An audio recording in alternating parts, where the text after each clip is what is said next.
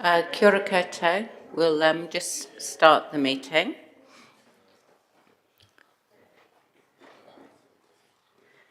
So, no mai haere mai ki tēnei hui.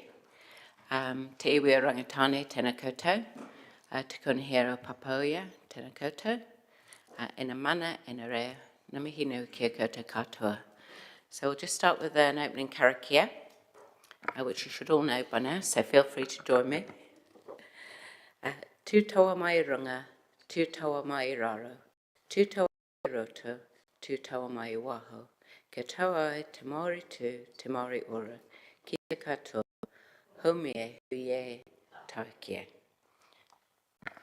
Thank you. I'll just read out the English version of it. Come forth from above, below, within, and from the environment, vitality and well-being for all, strengthened in unity.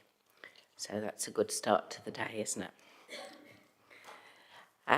So just so that you're all aware that the meeting is being recorded and will be live streamed on the Council's YouTube channel.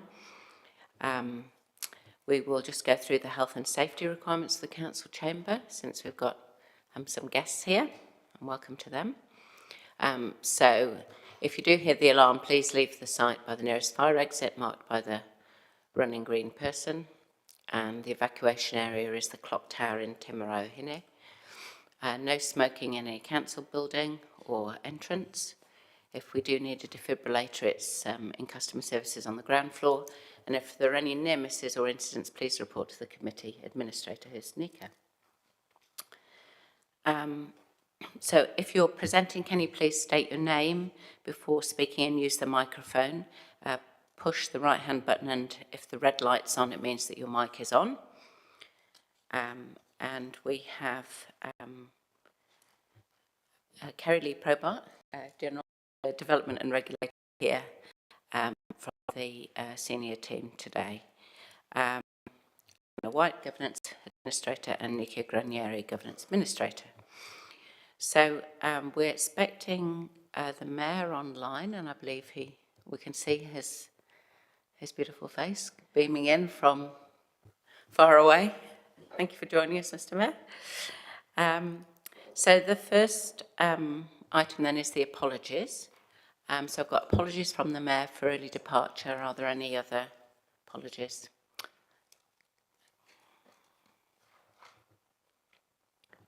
Councillor Harpeter. Early departure for me as well, thank you.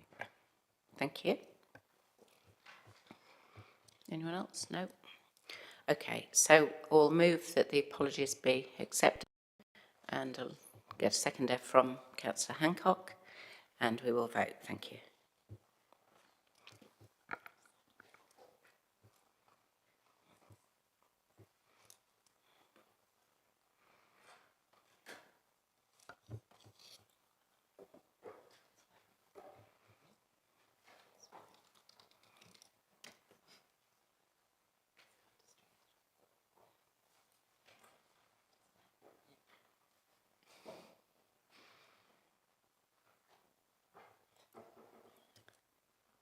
Just make sure that you've voted, please.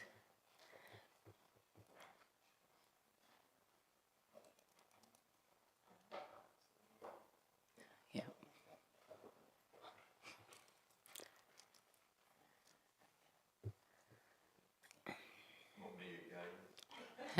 No, it's not you, Councillor Finlay. Okay, we'll take that as a unanimous vote in favour of the minutes. 11 votes for. Thank you. I'm sorry, in favour of the apologies. Right. I haven't been notified of any additional items. Does anyone else have any? No. Okay. Are there any declarations of interest?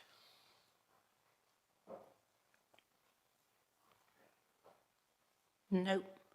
I haven't been notified of any public comment. Is anyone here to make public comment? No. Okay, so that takes us on to the minutes. So the minutes of the meeting of the 4th of December. Are there any questions or clarifications required?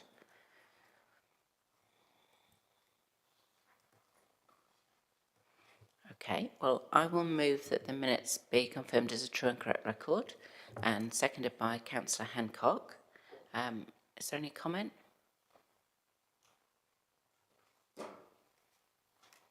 Okay, then we'll go to vote, please.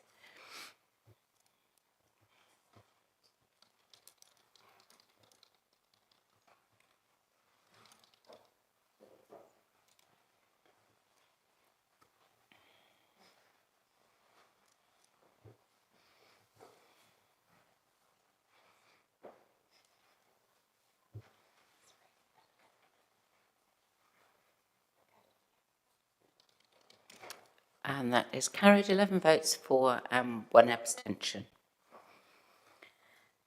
So that brings us on to item 7, which is the Welcoming Communities Annual Report. I would like to invite Samaya Ghaffari, the Community Development Advisor and person responsible for the Welcoming Communities programme, to come and present the report. Harimais, Samaya? Do you have a presentation? Yeah, okay. Just give us a minute to figure the technology out. Thank you.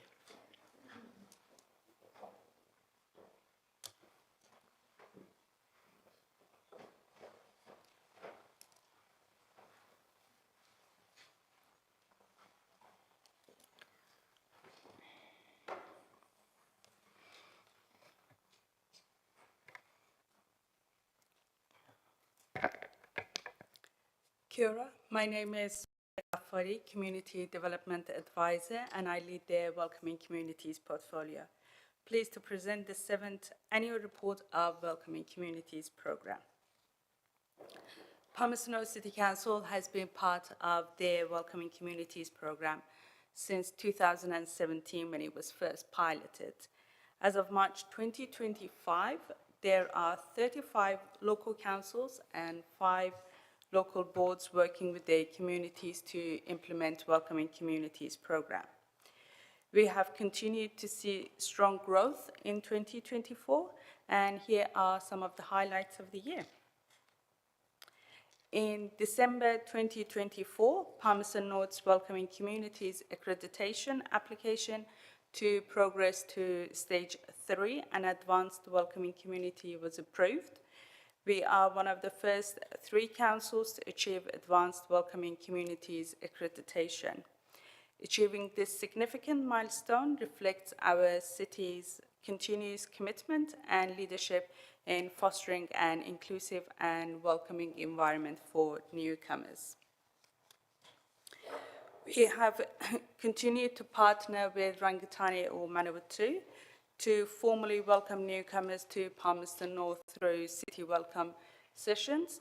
In 2024, we had 3 welcome sessions, and we welcomed more than 400 newly arrived migrants, former refugees, and international students. We also sponsored the Welcoming Communities Inclusive Business Award category for the 3rd time at the York Manawatu Business Awards. By sponsoring this event, we celebrate businesses that actively embrace and promote diversity within their operations and management.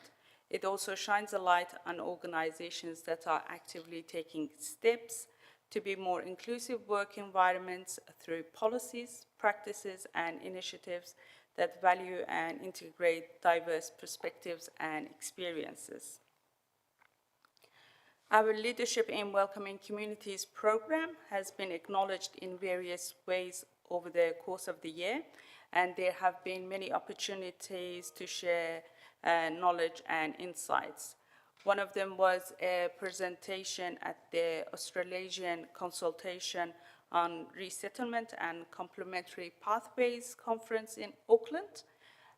This conference was a meeting of international government representatives involved in refugee resettlement in various countries, with a focus on post-arrival and resettlement approaches. I presented on New Zealand's Welcoming Communities program and also shared insights on the importance of meaningful partnerships for running a successful program.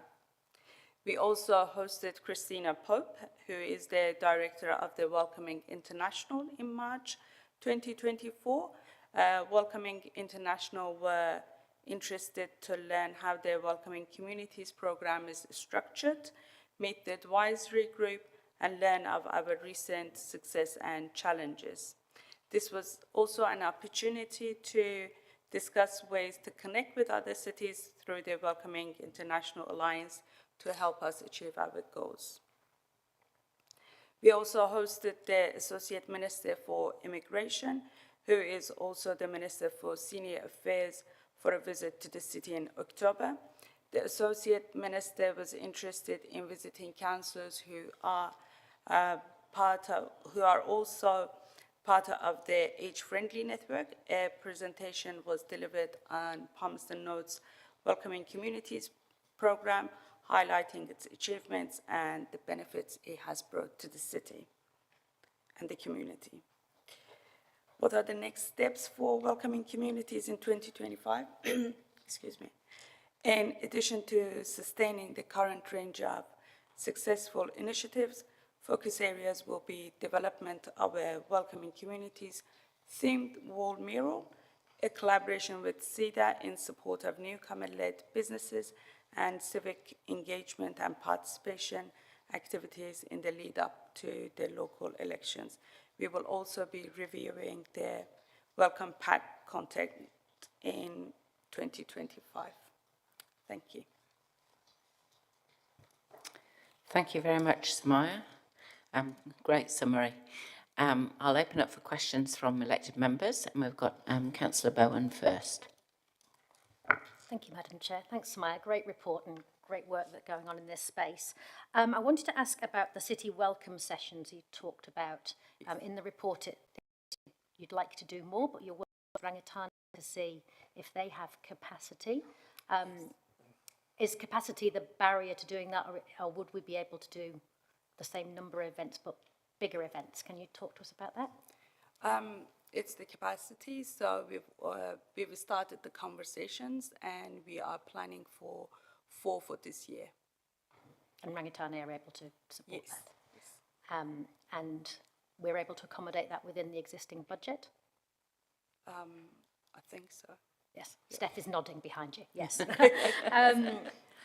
I had a question then about your next steps. You talked about a mural. Have you got a location for your mural, and is that within your budget, or is that coming from somewhere else?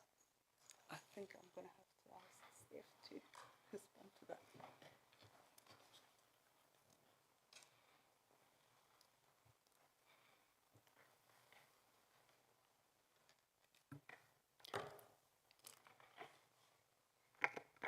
Morena Koto, Steph Falvin, Manager Community Development. Yes, there is a location in mind. We've had approval from the landlord of the youth space building to look at the wall facing George Street. It has a mural on it, but it's a bit tired, so it's a good opportunity for us to refresh that with something a bit more exciting. And there's a real willingness in the advisory group for Welcoming Communities to have a visual element this year for the program. We are looking at funding options for that because we'd quite like to do it in collaboration with some of the rangatahi at Youth Space as well, and so do a bit of a program piece around that. So looking at options for funding, we haven't landed on anything just yet. Okay. Thanks for that. I might come back to that one. And then you also talked about a focus on local elections for Welcoming Communities. Can you tell us what you think that might look like? We will be looking to collaborate with our Multicultural Council to host meet the candidate sessions. Okay. Thank you. Thanks, Madam Chair. Thank you. Councillor Harpeter. Thanks, Madam Chair. Thank you very much for your presentation. I was interested in your comments around working with CEDA and getting more businesses to engage with the process. So I wanted to, if you could expand on that a little bit more. CEDA will be doing a presentation to the advisory group next to see what support are available for anyone who wants to set up a new business in Palmerston North. And we are also looking to host a session in collaboration with Manawatu Multicultural Council and Network of Skilled Migrants to invite people from our multicultural community who are interested in starting up a business in the city to come and learn what support is available to them. Okay, so CEDA will help you introduce like a networking. Is that what you were trying to do? Is get them to open the door? Yes. Yes. So that's the introduction process. That's what you're wanting them to do. Yes. Yeah. Okay. Thank you. Thank you, Madam Chair. Thank you. Councillor Zabellin. Thanks, Madam Chair. Morena Korua. My question is about the refreshed action plan for the advisory group, and you had a comment in that paragraph about needing to ensure that the revised plan reflects the growing needs of our newcomer communities, and I wondered if you could tell us a bit more about in what ways those needs are growing or are different than they have been. So this plan is our third plan, and it builds on the previous plan, and it reflects the program's maturity and the growth. And in this new plan, we're trying to be more detailed and more strategic. And we've worked with the advisory group to make sure that it reflects our needs. Thank you. So are we seeing a difference in the kinds of support that newcomer communities are asking for or are wanting? Yes, it does reflect that, yes. Do we know why that is, or what sorts of things that we are needing to offer that we might not have offered in the past? If I can just jump in there. So when we first created our pilot action plan, 2017, I believe it was, there was a lot of demand for events, cultural celebrations, and now we've come to a place where those are established and up and running, and community are leading a lot of those as well. So we are able to move our focus into other areas a bit more moving forward. Thank you very much. Thanks, Madam Chair. Councillor Barrett.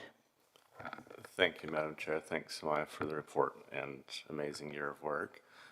Just had a couple questions around the early part of the report. In paragraph 2.2, there's a reference there to a national welcoming communities standard that's used to support the accreditation framework, etc.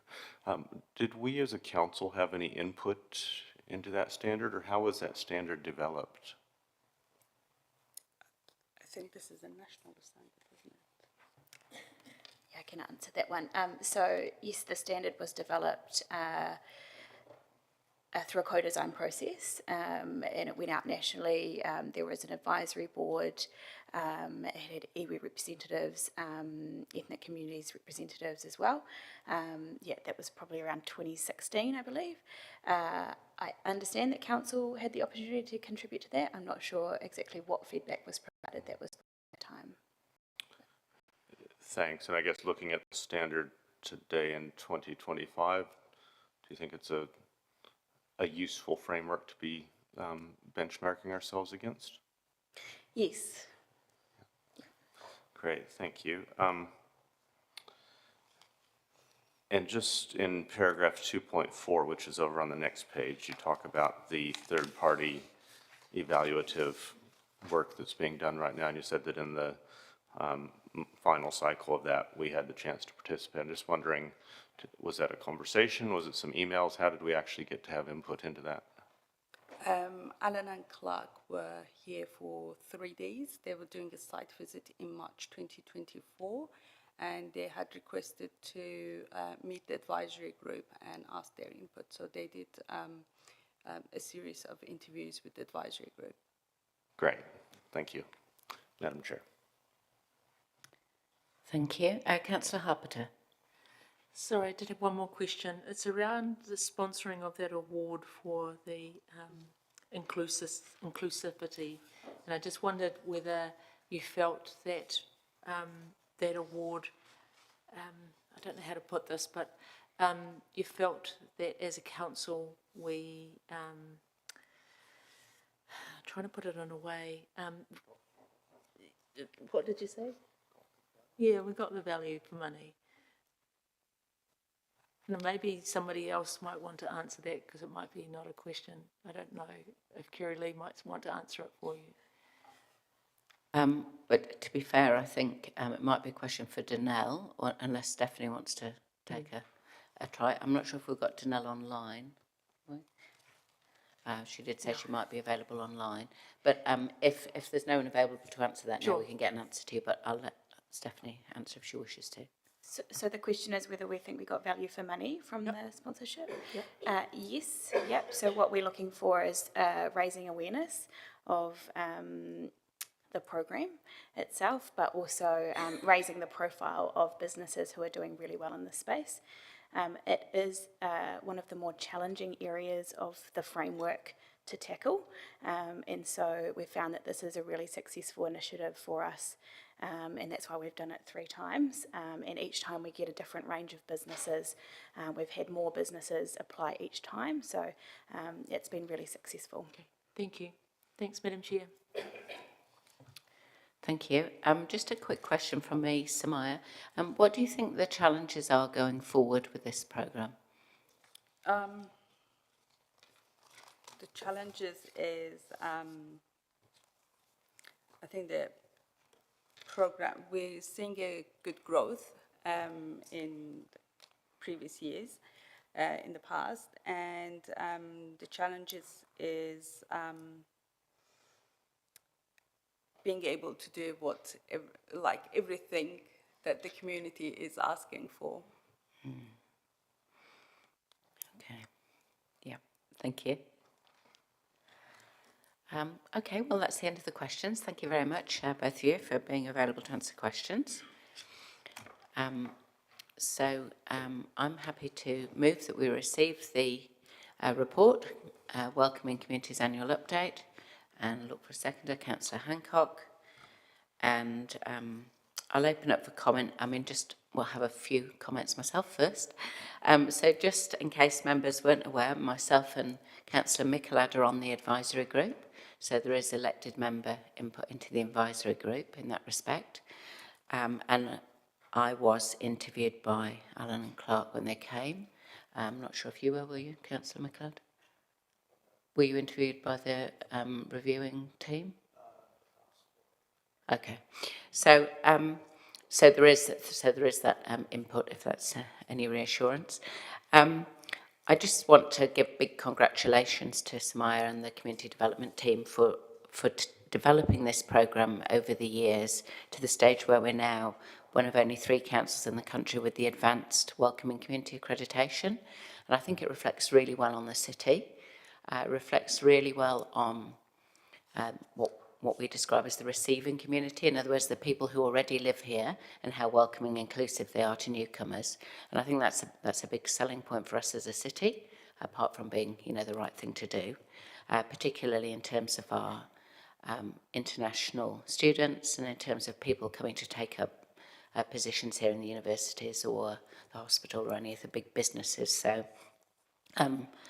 it's an all-round good programme, and I think I've certainly seen over the years how it has developed and how the focus has changed depending on, when certain successes have been achieved, that's been able to move on into other areas. And my own reflection would be that the challenges that we have with this programme now is that we're now trying to tackle areas that are actually really difficult to achieve change in.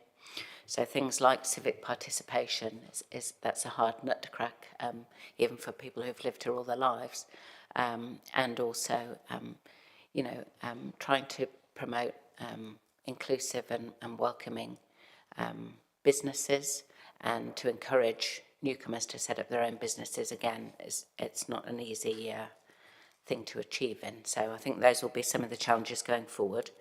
But I'm really pleased with the success of this programme, and I think it really demonstrates the commitment and leadership of not only the council but also the community in receiving newcomers and making sure that they feel welcome and accepted. And we're very grateful as well for the iwi input, which really enriches the programme. So I will open up for other people to have a comment. We've got Councillor Barrett first. Thank you, Madam Chair, and certainly concur with your views on this.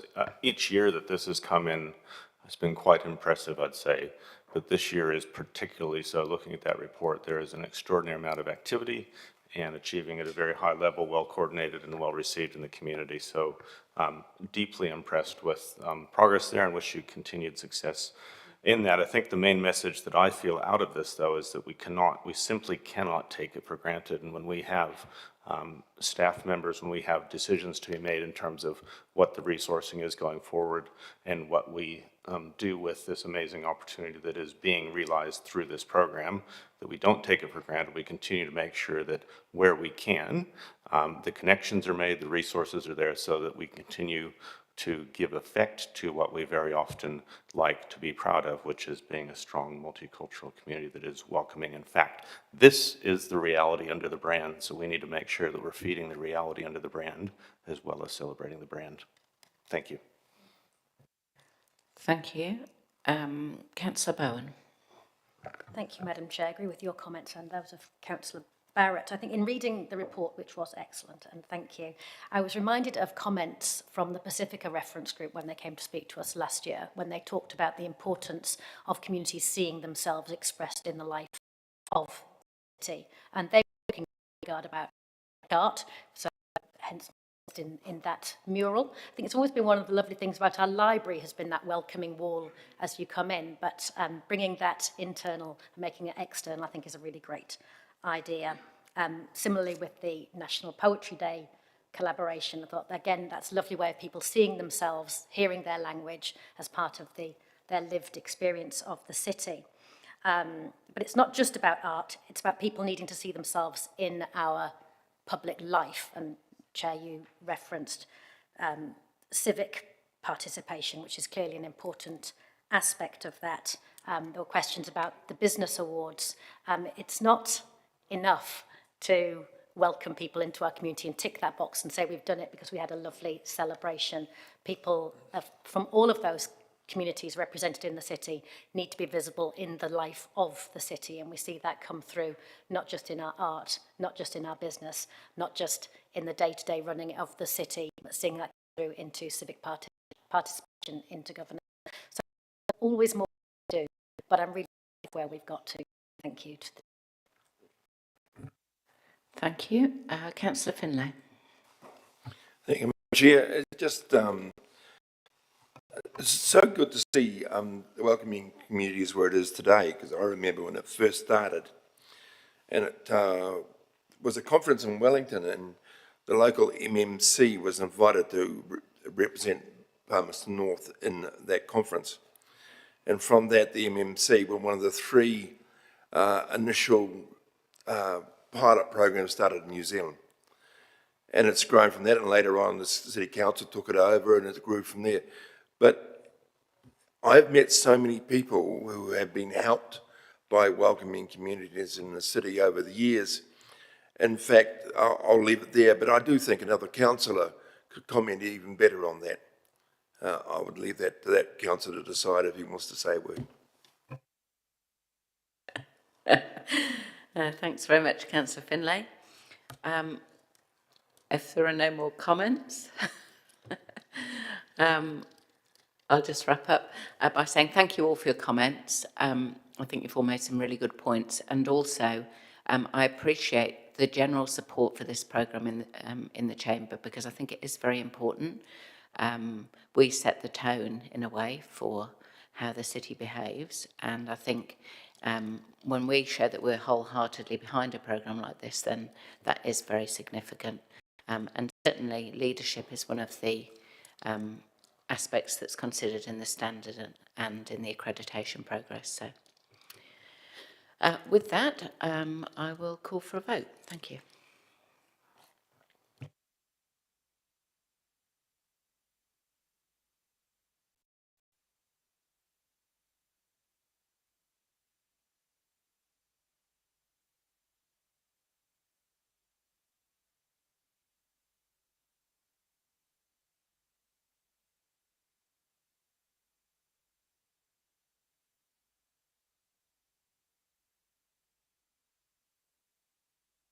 And that is carried, 12 votes for and none against. Thank you very much. Okay, so we're now going to move on to a series of annual reports from our lead sector organisations. And we'll start with item 8, which is the annual sector lead report from Te Tihi Whānau Alliance. So I'd like to invite up Amy Viles and Mahalia Paulson and Pikihuia Hillman to present, please.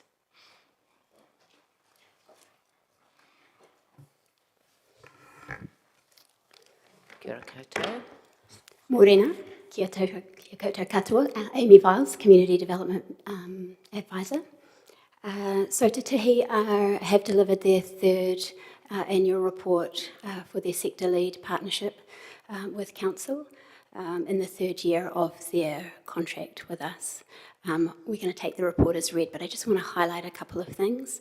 One is the amount of work that Te Tihi do in support of the Ora Connect initiative, the outcomes that are being achieved for the community, and the strength of whānau ora and collective impact within this Ora Connect initiative. I think I'll just pass over to Pikihuia and Mahalia. Thank you.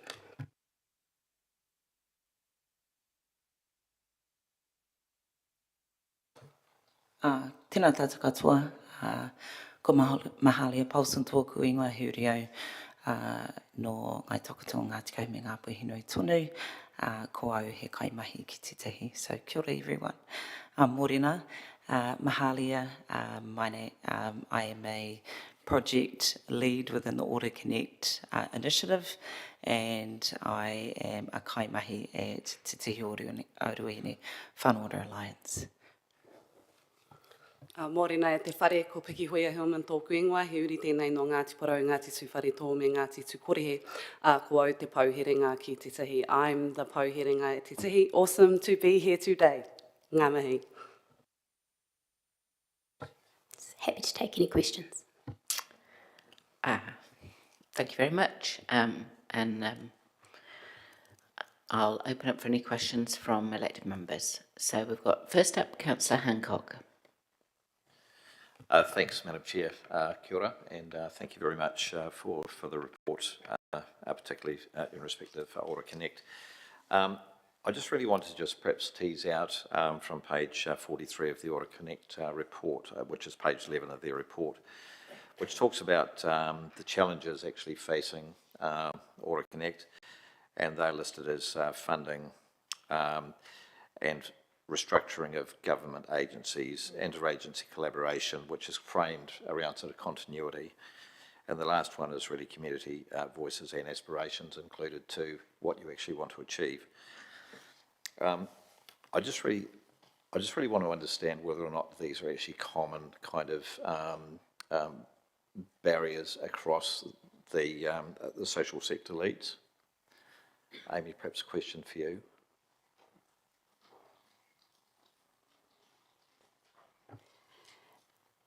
Yes, it's certainly something that we've seen across the entire sector, particularly as we've been going through the strategic priority grant process. It's been a common theme. So are we kind of looking at things to address that as a council? What are we thinking of doing? What can we do to try and resolve some of those issues?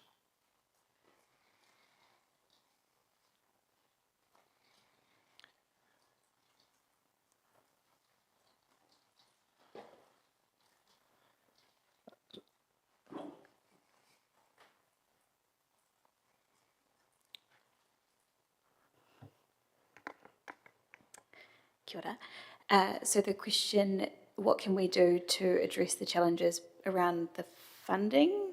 Well, it's broader. It's around funding. It's the current state of government agencies in terms of restructuring their ability to collaborate, with our sector leads, and of course, including community voices into our aspirations. So we understand that, we now understand that these are issues across all of our sector leads. So what are we doing? What are the things that we think we might be able to do going forward? Sure, it's very difficult to respond to at times when decisions are being made elsewhere. I would say there are three things that we are doing. So in terms of our sector leads, we're bringing them together regularly to share their wisdom with each other, share their strengths, to identify opportunities to work collaboratively. We're going to start a program of them sharing areas of expertise such as funding applications or working with particular communities so that they can learn and grow together. So that's one thing that we're facilitating. As a council, we participate in a lot of cross-sector advisory groups and boards where we can have an ear to the ground on what's happening in central government and other sectors, so we can respond as best we can, as early as we can, and also try and influence some of those outcomes to be positive for our sector. And the third thing is we can support our organisations to identify other funding opportunities outside of central government, outside of local government funding as well, and try and work with them to be as sustainable as possible to ride out the various waves that we're experiencing. Yeah, thank you, Steph. That's comprehensive. I guess the last question, just to go with this, is that is the current environment, is that presenting as a real threat in terms of delivery of community wellbeing support within our communities? It is, yes. So have we included any sort of risk management around this other than sort of an action plan? So have we included it to a risk management report, say for example, for council? We could, yes. Yeah, Okay. we could. Yep, thank you, Steph. Madam Chair.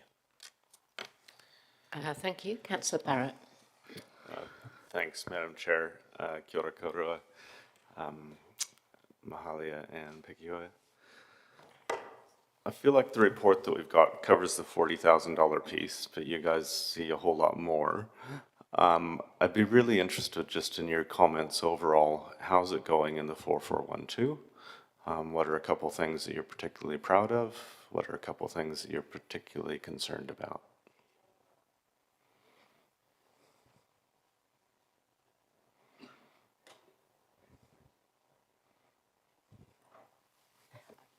Kia ora, thank you for your question. At the moment, it's quite an exciting time with regards to looking to new opportunities. I would say that in our report you would see that we did a refocus of our squads just to really reflect what's currently happening in our communities. So that was focused around housing, kai security and kai sovereignty and also hauora. And so we refocused some of those activities to then meet some of the aspirations of whānau within the community.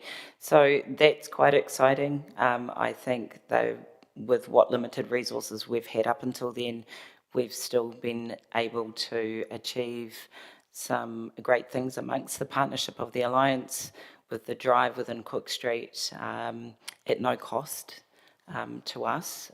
So them opening up their books for 4412 whānau particularly who are new to enrolments, which is unheard of, that particular medical centres within that area being able to do that, and they were able to do that for us, and particularly for whānau to be enrolled, because there was a huge, in the data there's a huge unenrollment stat there, so that was really cool.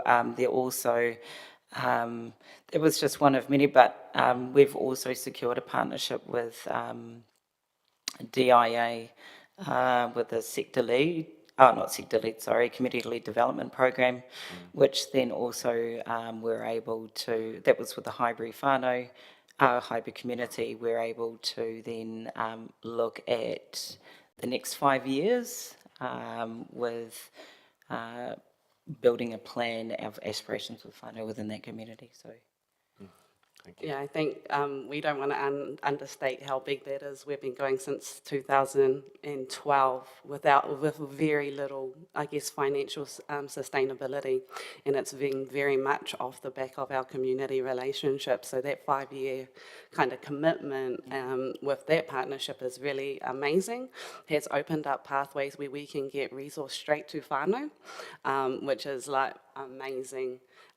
Where we can go, okay, what do you want to do and how can we support you to do that? So that's just one component of that funding. But if we talk about challenges, the council over there really just highlighted it in I guess last year what you saw, well, I don't know who's in the public sector, but it really happened within agencies. You saw the kind of rehaul and mass layoffs that were happening within agencies. That's now starting to trickle down into community. So the next year is where we're really going to see how that affects the front lines and what our whānau can actually access. And it's all coming to a fore very quickly. Thanks. If I could ask a couple follow-ups then around that. Firstly, just to understand how much uptake there's been around that enrollment opportunity at Cook Street. There's over 50 whānau who have enrolled, and they're across all ethnicities as well, so not just Māori. That's been across our Rema community and Pacifica community who have taken up that opportunity. Great, thank you. And I suppose to come to the final point around, you talked about kind of mass layoffs in the public service, and that kind of eventually has impacts on the front line. I guess what kind of impacts are you already seeing? What kind of impacts are you concerned about in our community? I mean, I'll give you some examples with particularly like health. Last year there was a lot of pūtea that went into immunisations, and I don't know if you noticed the kind of comms that were going out. There was a lot of pūtea put into that. That's all gone. Well, it hasn't come back around. I shouldn't say it's all gone. It hasn't come back around at this point yet to community. So you're going all those FTE, all the kind of, we've raised the rate in our community, and I will say, I don't know if people have heard of Winter Wellness, where what occurred is Te Aka Whaiora and Te Whatuora put a lot of money into IMS, and what we did in our community is we pulled that. What other communities did is just one by one FTE in different areas. Our community pulled across the mid-central, not just Palmerston North, and actually made a team that we could deploy resources where the resources were needed.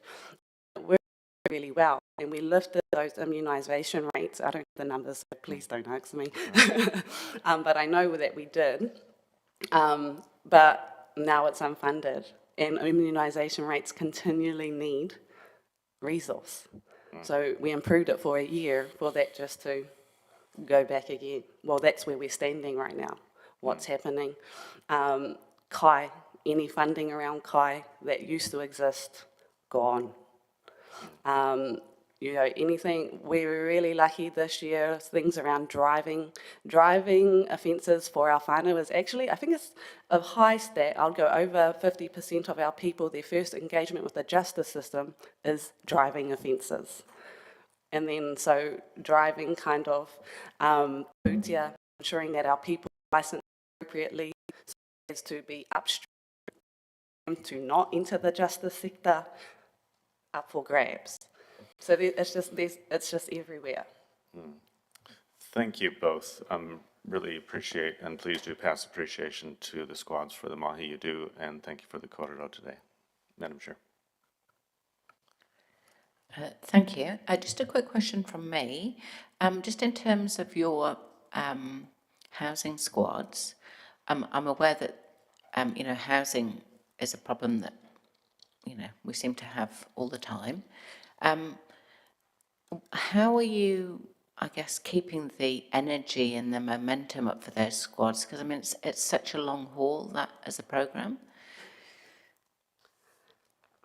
I mean, I'm going to talk from not just an Order Connect kind of view, but like a Te Tihi view, because that's where we're heading with our sector lead moving into the future.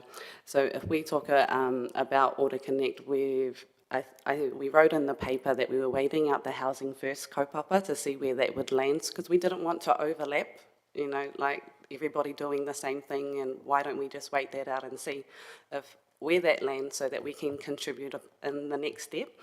But we're also in the kind of business of building houses as well.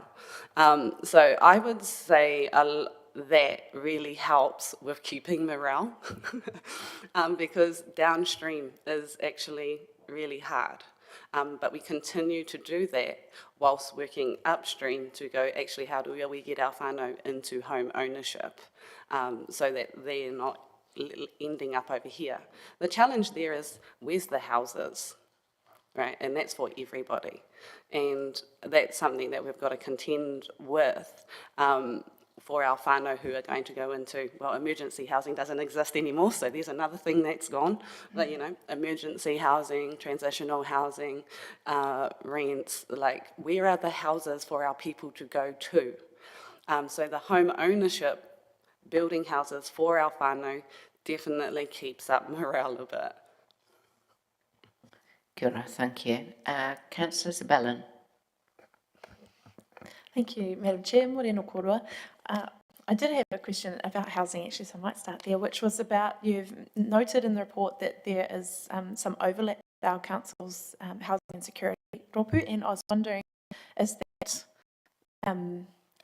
sort of an area of mutual, is providing data or information for you to be able to work with, or is it sort of a side-by-side both end type situation? Yeah, where I talked about housing first, that's what I was talking about, exactly that. Yeah, so we are working side by side. Excellent, thank you. And I just had one on the Hauora squad as well, because there's really practical initiatives. Seems like a three-pronged approach of getting physical enrolments, but also trying to get more online participation through Practice Plus, and then an alternative pathways review. So I was really interested as well in how that online with Practice Plus approach is going, and whether you're finding some uptake there, and whether or not that voucher system is able to continue, or is that coming under the funding pressure as well? So Practice Plus is delivered through Think Hauora. So it already existed, right? It was a platform that already existed, and their job was to decide, how do you actually push out Practice Plus? Yes, it works, totally. Our role as Order Connect was to go, where do we prioritise those Practice Plus kind of vouchers, whilst also managing oversubscription? I don't know, how long does it take to get into a GP? We all know this, right?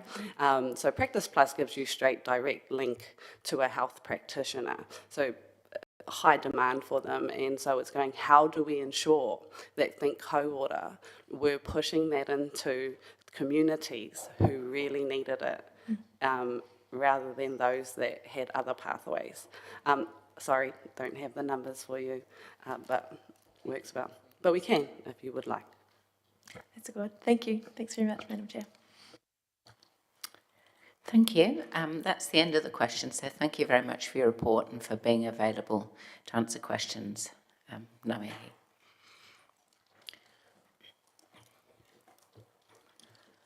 So I'm happy to move that we receive the annual sector lead report to Te Hiuruhini Whānau Alliance, and look to Councillor Hancock to second that and open up for any comments. Councillor Hancock. Thanks, Madam Chair. I just really want to, I guess, congratulate Order Connect on the report. It was very, very informative, and I just really also want to acknowledge the work that you do. In saying that, I suppose very concerning is the risks which are highlighted in the challenges within that report around funding, what's happening in the government sector around restructuring, and also interagency collaboration. And that was framed around both continuity and sustainability of those collegial practices.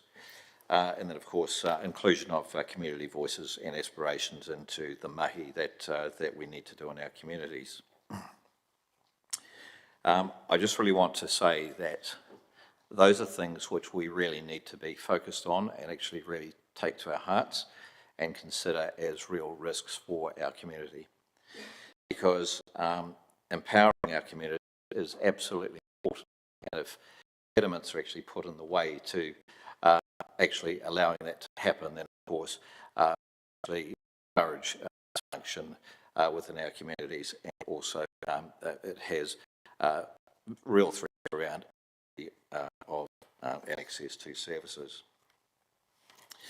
So I guess the health and well-being of our communities is absolutely critical in our neighbourhoods and communities, and how we function as a community is very, very much dependent upon the services that are provided by Te Tihi, Ora Connect, and other organisations that provide those services. So I just really want to say thank you very much for the report.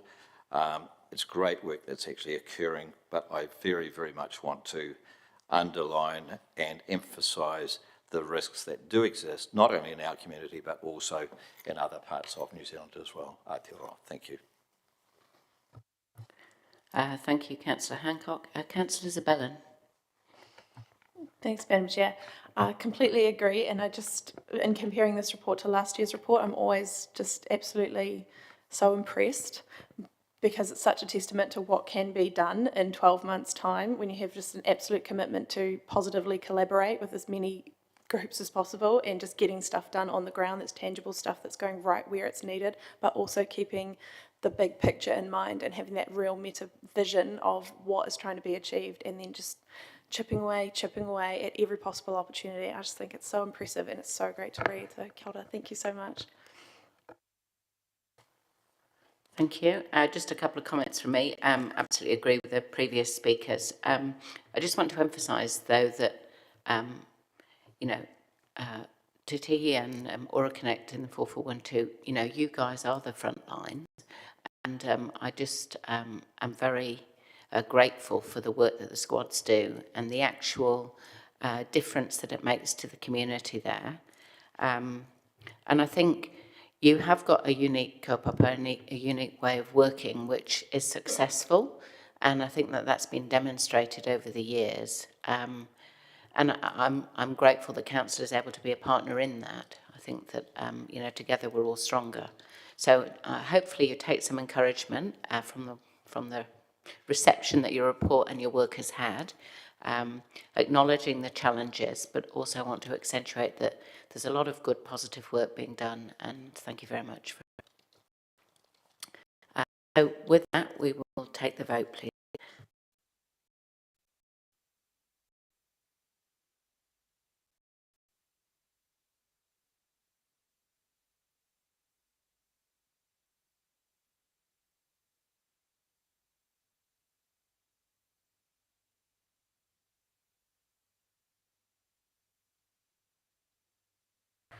That is carried unanimously, 12 votes for, none against. Thank you. So we will move on now to the annual sector lead report from the Manawatu Multicultural Council, which is item 9, I believe. So welcome Ahmed Abeid, Community Development Advisor, Kanchana, and Ingita from Manawatu Multicultural Council. Welcome, all of you. Press the right-hand button. Yes. Yep, that's it. Marina Koto, Ahmed Abeid, Community Development Advisor, and we present to you the third annual sector lead report for Manawatu Multicultural Council. Just a very brief comment, and then we'll take the report as read. So council officers have an excellent working relationship with MMC, and that MMC as a sector lead has a leading role in providing services, activities and projects to the multicultural community in the city, and that we note, council officers note that this reporting period has been excellent in terms of management for MMC, and that has reflected positively on the outcomes of and the work of the organization. I'll just pass it on to the team from MMC. Thank you, Ahmed. Good morning, Madam Chair and councillors. My name is Kanchana, and I'm the service manager at Manawatu Multicultural Council.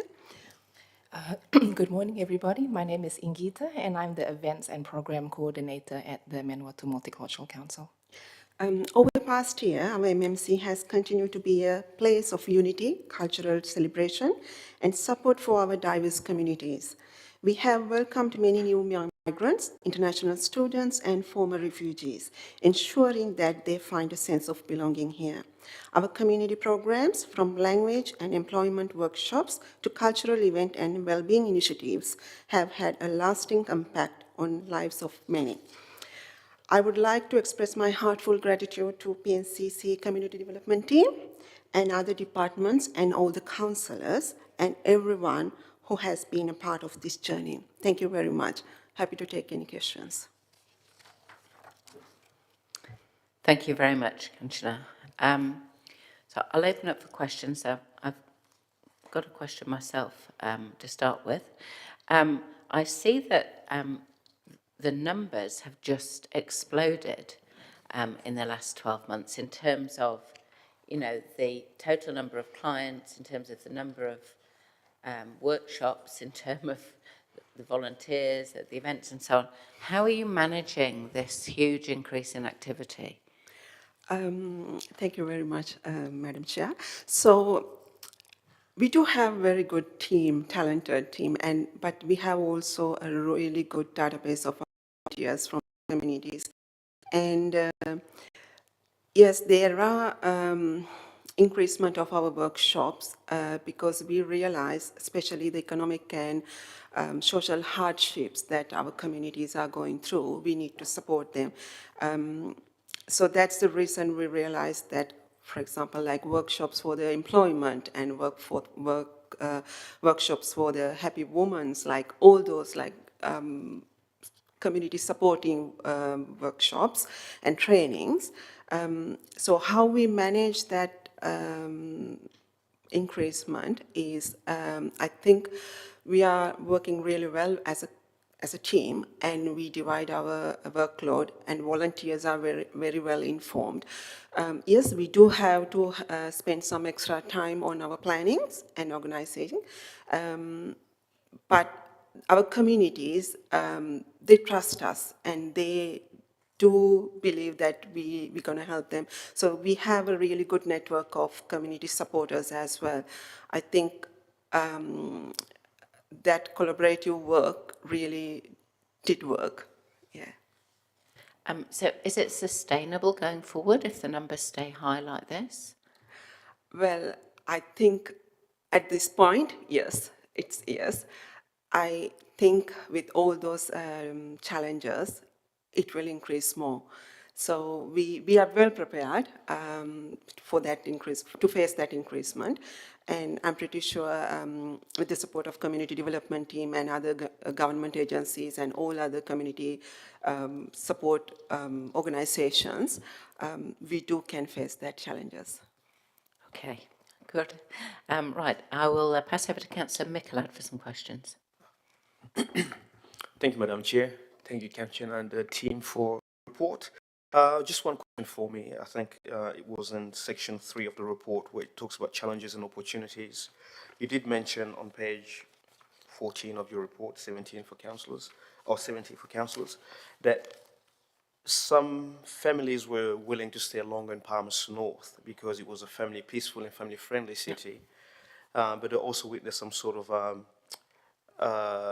well, when you've witnessed some families leaving Palmerston North or even New Zealand due to various challenges such as the violence or the rise of crime incidents in the city, is that something that's featured a lot or a recurring theme for ethnic groups in the city? And can you just elaborate more on that? I think, well, it's yes and no, I would say. It's not specifically targeting ethnic communities, but, you know, lots of our communities leave their countries and coming here because they want peaceful life. And when they come here and when they see the same experience or same news as that they had back in their countries, it kind of scared them. So that's another reason they don't want to. But yes, we did hear some experiences of like racism around, but I would say all those crime and incidents are not specifically targeting ethnic communities. I think it's the common problem in society. And one more last question. I see that you also now, MMC is now providing language assistance programs to a lot of ethnic communities. Is that in collaboration with MB, or No. how's it funded? I think probably you had, or you would already know, we did have our Community Connectors project supported from Ministry of Social Development. So this is actually part of that. So the translators and interpreters we have are funded from MSD, and that project actually finished last year, 30th of June. It's not only MMC, it's all over New Zealand. So, but luckily we had money and we are continuing to support that. But in future, we might need to see some sustainable way to continue that language assistant programs. For example, now if those clients are MMC clients, those people who are looking for supports and they are coming to us and they need language support, we do provide them free language assistance from MMC. So the cost is going to be MMC. So we pay for translators. But it's a bit different if businesses or something, some government agencies asking our language translations support services. So we might need to, we are looking at it actually to change that protocol or policies. But currently it is not connected to MBIE. It's only MMC. Thank you, Madam Chair. Thank you. Councillor Hancock. Yeah, thank you, Madam Chair. And you've just touched on the MSD funding, which I actually had picked up in the report, and that I think has affected the number of community connectors. Is the MSD funding likely to be something that you can actually access in the future, or is that just being ruled out now? So that Community Connectors project started like after COVID support service. So MSD has decided, because now the impact of the COVID is very low, so they have decided not to continue the funding anymore. So it was initially 3 years funding, supposed to finish this year. But last year they decided, because it's there's no ongoing COVID support, so not ongoing COVID impact, so they wrapped up all the community connectors. But we were quite lucky because we had that money. We were using that money quite wisely, so we did have that community projects, community connectors. So luckily we didn't have to we didn't lose any of our community connectors because we kind of like worked very well together. But yes, there were some community connectors left because of their personal reasons, like they found new jobs. Some were like after their studies, so because of that, they found a new job related to their studies. But we still continue it, and I'm quite hopeful that we can continue it another year, because we do have that money. But support of MSD, I have no idea how it's going in future. Currently, there's no comments about the community connectors anymore, but hopefully in future. Yeah. Great, thank you. And just really picking up on the question that Councillor Michelad touched on around community safety. The paper actually says that some migrants are actually leaving Palmerston North and they're citing safety in the city as the issue. Do we have any understanding of the quantum of that? How many people have been affected by that perception or that reality? So we don't have exact statistic on that, but we are working quite closely with the police, and the community liaison officers at police. So apart from that, it's actually, as I replied to Councillor McLean, it's not directly that some things happen to the communities, like ethnic communities.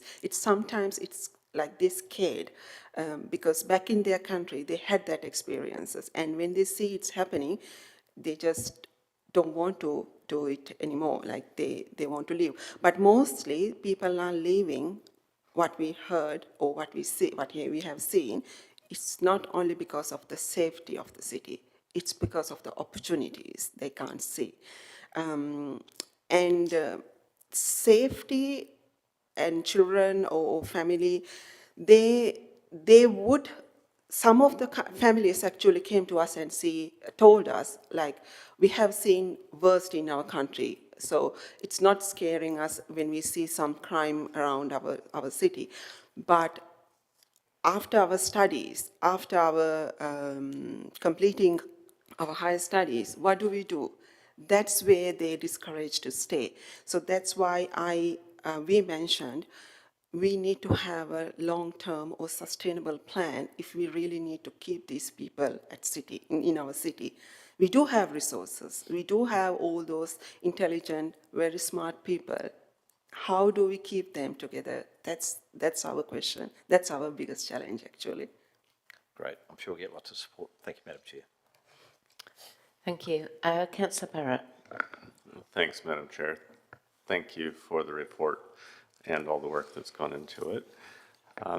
Just a couple questions. I was struck by the numbers, as was the chair. Are there any particular kind of groups of people that are seeing like a lot of growth in terms of contributing to the numbers of people that you're serving, or is it kind of just even across the board?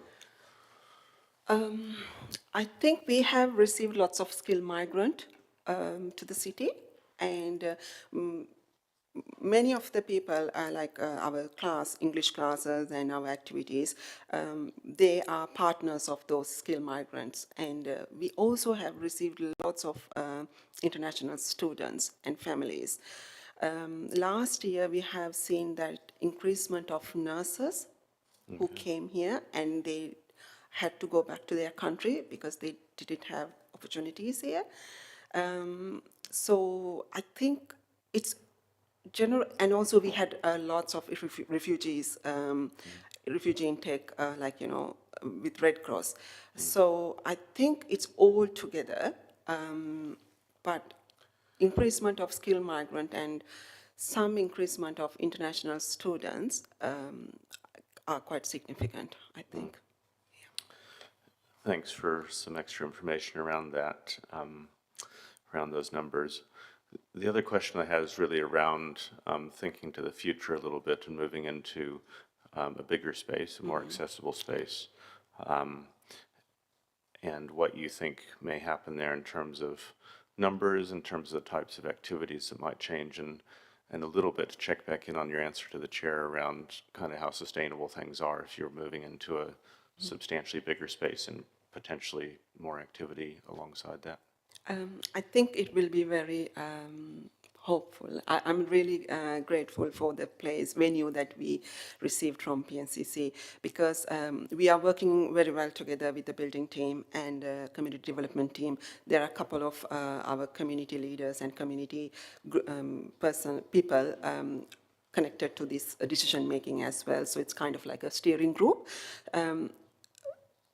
We have decided, like, there are many meeting rooms downstairs, we can see at the venue, and there will be a couple of increasement of classrooms as well, which means really, really good, because currently, as we explained last time as well, we do have only one room, and all those numbers, all those activities, we do there.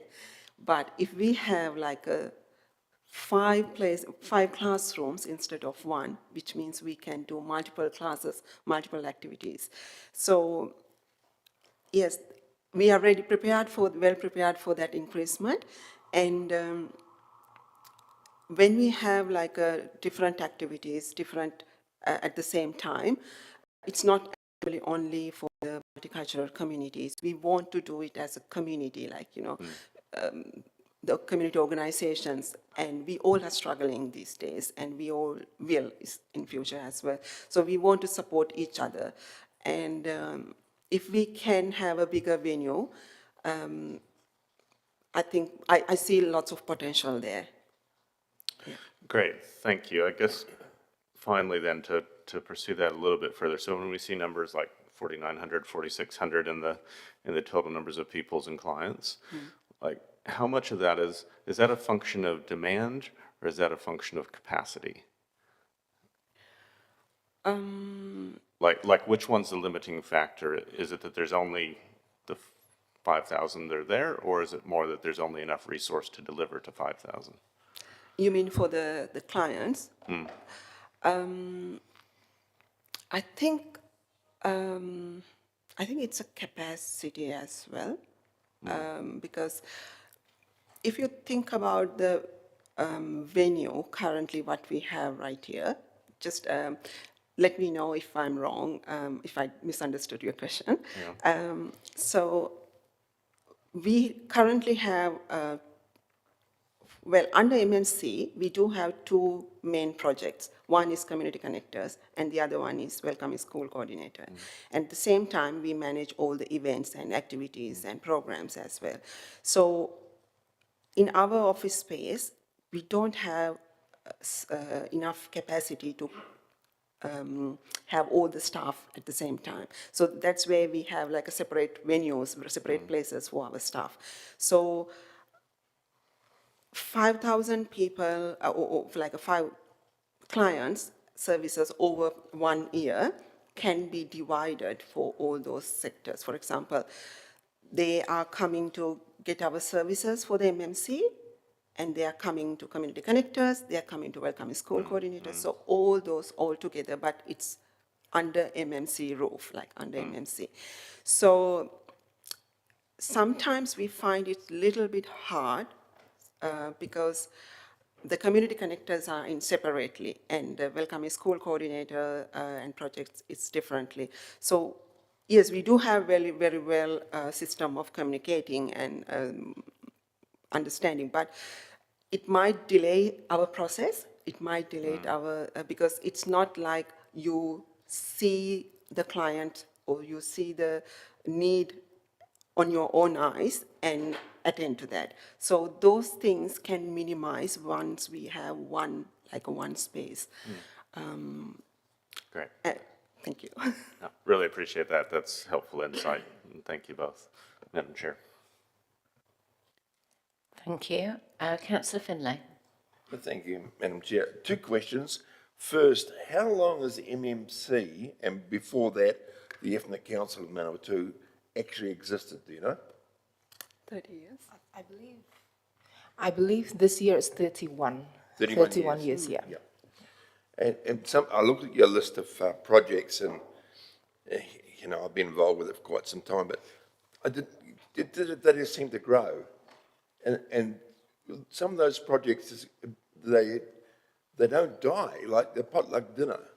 How long has that been going for? I think last year we realized it's 10 years, so this year it would be 11 years. 11 years, and it just carries on growing. Yeah, just congratulations for that. And it just keeps going, and you need more room, definitely. Thank you, Councillor Finlay.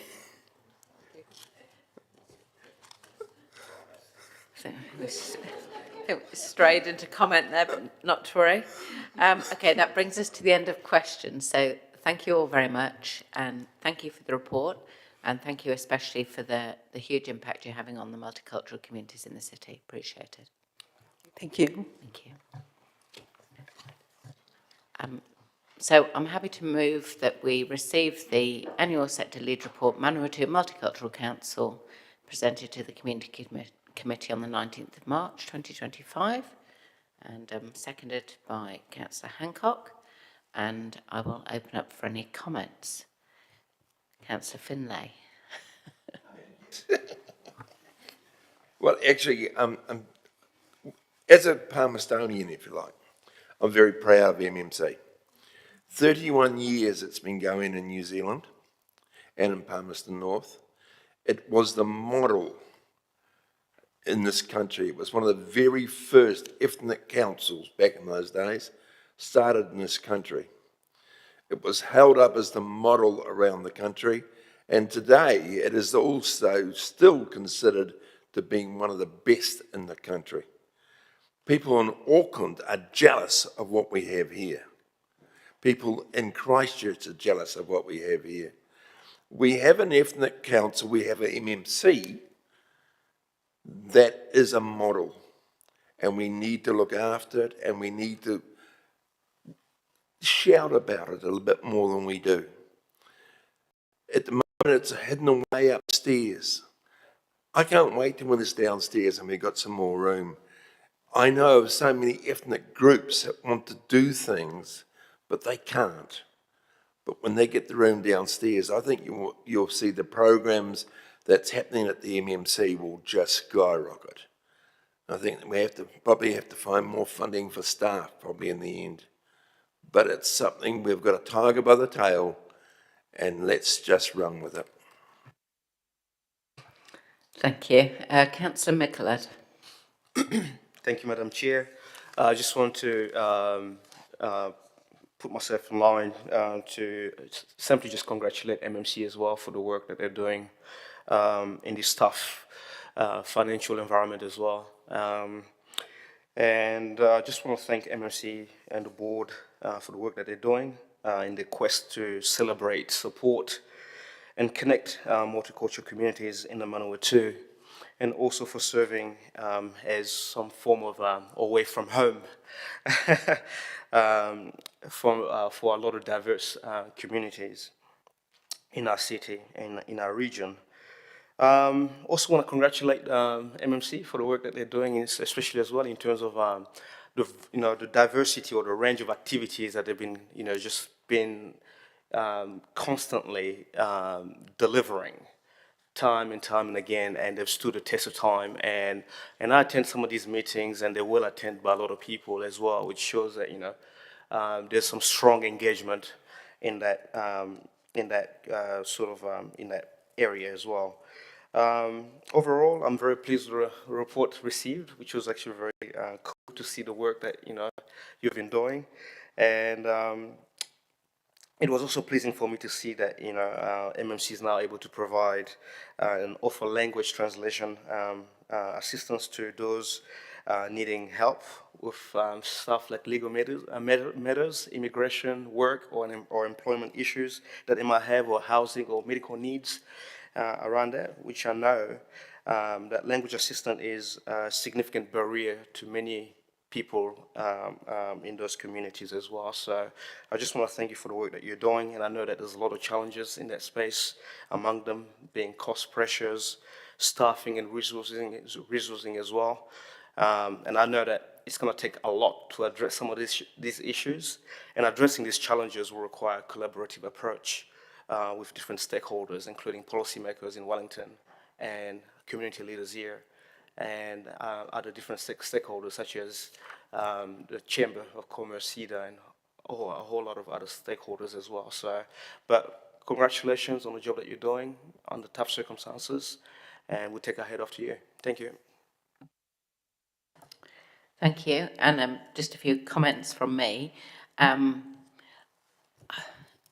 already thought MMC was doing an excellent job, but the last year has just been one out of the box. It's amazing the increase in both numbers of people served, different programs, events, workshops, and so on. I think there's just been a huge leap forward, and I'm going to embarrass her now, but I want to recognise Kanchana, who has come in as manager and done an absolutely tremendous job. I know you've got a really good team under you and that you value the team, but I do think that your leadership has made a huge difference over the last year.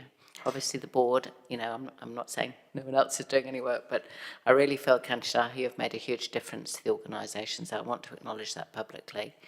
I think we're very lucky in the city that we have such an effective organisation supporting the multicultural sector. It is sustained by a lot of volunteer hours. It is sustained, I know, by a lot of unpaid extra work by staff. And I am a little bit concerned, as you would have taken from my questions, about how sustainable that level of output is going forward. But hopefully Council can provide some support one way or another to make sure that things continue, because it just makes a huge difference to so many people in the city. And I think Councillor Michelad summed it up when he said, you know, people feel that it's a home away from home when they go to an MMC event or come in to look for support. So it's very important, and it contributes a lot to people's well-being. So thank you for the work that you do. Don't burn yourselves out. Okay, with that, we'll take the vote. Thank you.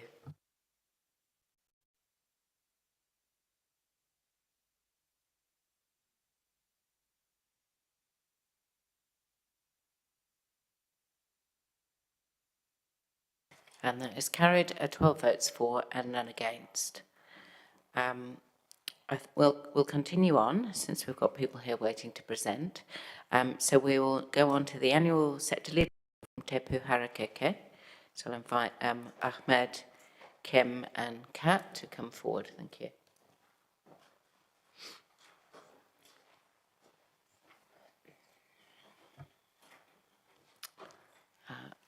Welcome.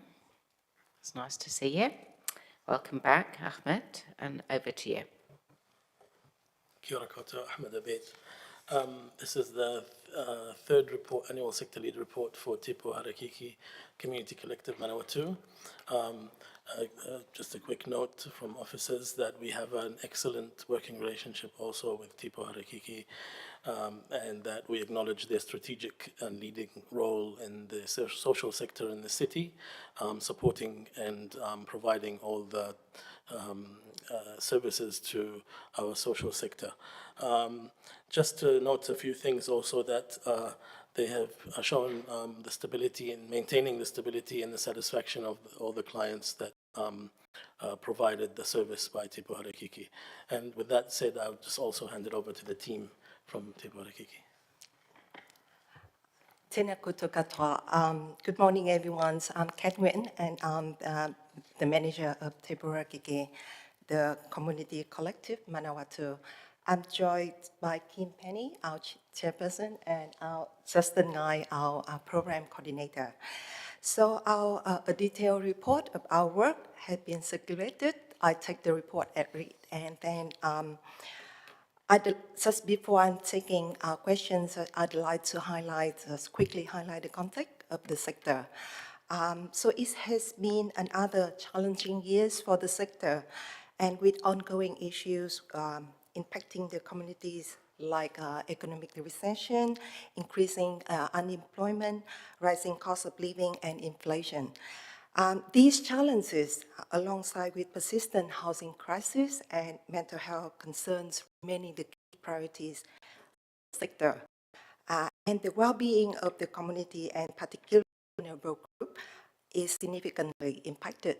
So last year, in October 2024, that the community network Aotearoa, they released their report that highlighted that 77% of their survey organization over the country that experience increased demand for their services, and the number of people accessing these services has risen by 64% compared to 2 years ago. And similarly, last month, that as many of you know, that the Salvation Army, they released their State of Nation report. So they're highlighting the significant challenges in our, and in the highest number of people relying on the welfare since the 1990s, and a growing demand for social services and food security. These findings align with what we heard through our local community organization here, and at last year, our social well-being forum.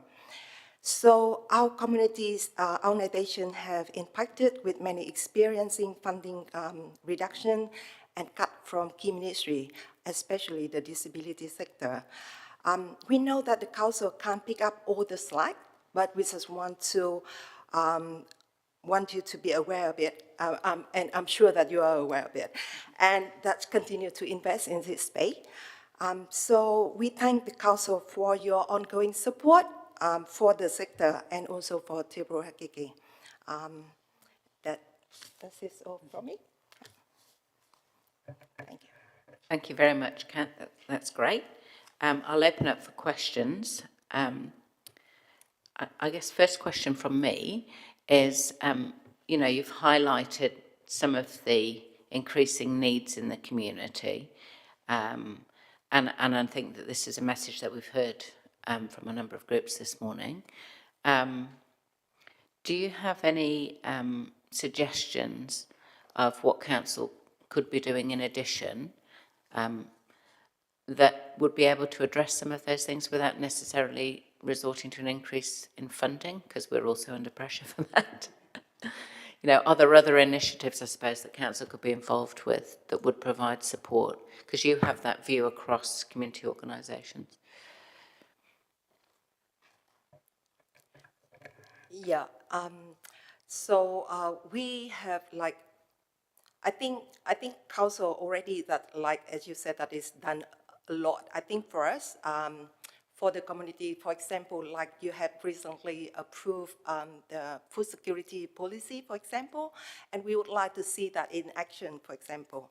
And also like continue to support the our community organization, and I think the initiative that initiated by the community the team here is, for example, like for us, for the sector lead to like gather together and then peer-to-peer support. And from us, also from Te Puruhakeke, we already initiated that as organization levels, that where we have like a old manager forum, for example, we have our managers has come to like share their experience and their on operational issues, that how we can, like, for example, sharing resources. So that kind of thing that I think that is. Okay. Yeah, thank you. Thank you for those points. Just on a practical note, I see you've raised a couple of maintenance issues around Hancock Community House. How are you able to raise those with staff, and how responsive are staff to those? Because those issues I've heard coming up before. So I'm just wondering whether the process of being able to raise issues is working or not. I think the two issues about the maintenance issues here is mainly is that it's ongoing. One is the one with the pigeon on the roof. I don't know just what other thing that council could help with that. But another thing is about the carpet, and I have the feedback from the tenants as like there's some issues with the carpet, such as need like a maintenance, but I understand that there's also is required funding for like if we need to replace the entire building carpet, that is quite costly for the council. So right now the maintenance team that's try to like fix ad hoc issues whenever we raise that issue, but they're quite responsive and we appreciate that. Okay, I wonder if I could, perhaps through you, Kerry Lee, just ask for staff to maybe come back to us, not necessarily right now, but with an answer about the nuisance factor from pigeons in particular, and what's been done about that and what could be done, and also the carpet situation, maybe an update on whether there's funding to replace that in the long-term plan, and if not, when that might be coming forward. So would you be able to, I'm assuming that you can't address that now, but would you be able to come back to us on that? Yeah, okay, thank you. Right, we've got questions from Councillor Barrett. Thanks, Madam Chair. Thanks, Kat. Really appreciated the report and your comments today. Was just interested in section 3 of your report, which is pages 12 and 13 on your report, or 94, 95, I think, for our agenda. You show on the top of one of those pages a graph of a survey that was done. And I was interested, I guess, what Te Puharakiki does in response to that kind of survey information where, if I'm reading it right, some of your member groups are saying that basically they feel they're in a bit of strife or have some unmet needs or challenges. So are you referring to figure 3 here? Yes, figure 3, community organization self-assessment, yeah. Yeah. So from this one, sorry. This figure that reflect that is like the community is quite confident in their capacity, and then in terms of time and resources, and they confident that they have skill and knowledge that to meet the desired outcome of the community. But they a little bit less confident in terms of capacity, whether that time resources, that whether they have can I correct it? They confident in terms of they have skill and knowledge, but they are a little bit less confident in terms of they have they have enough resources to meet the demand.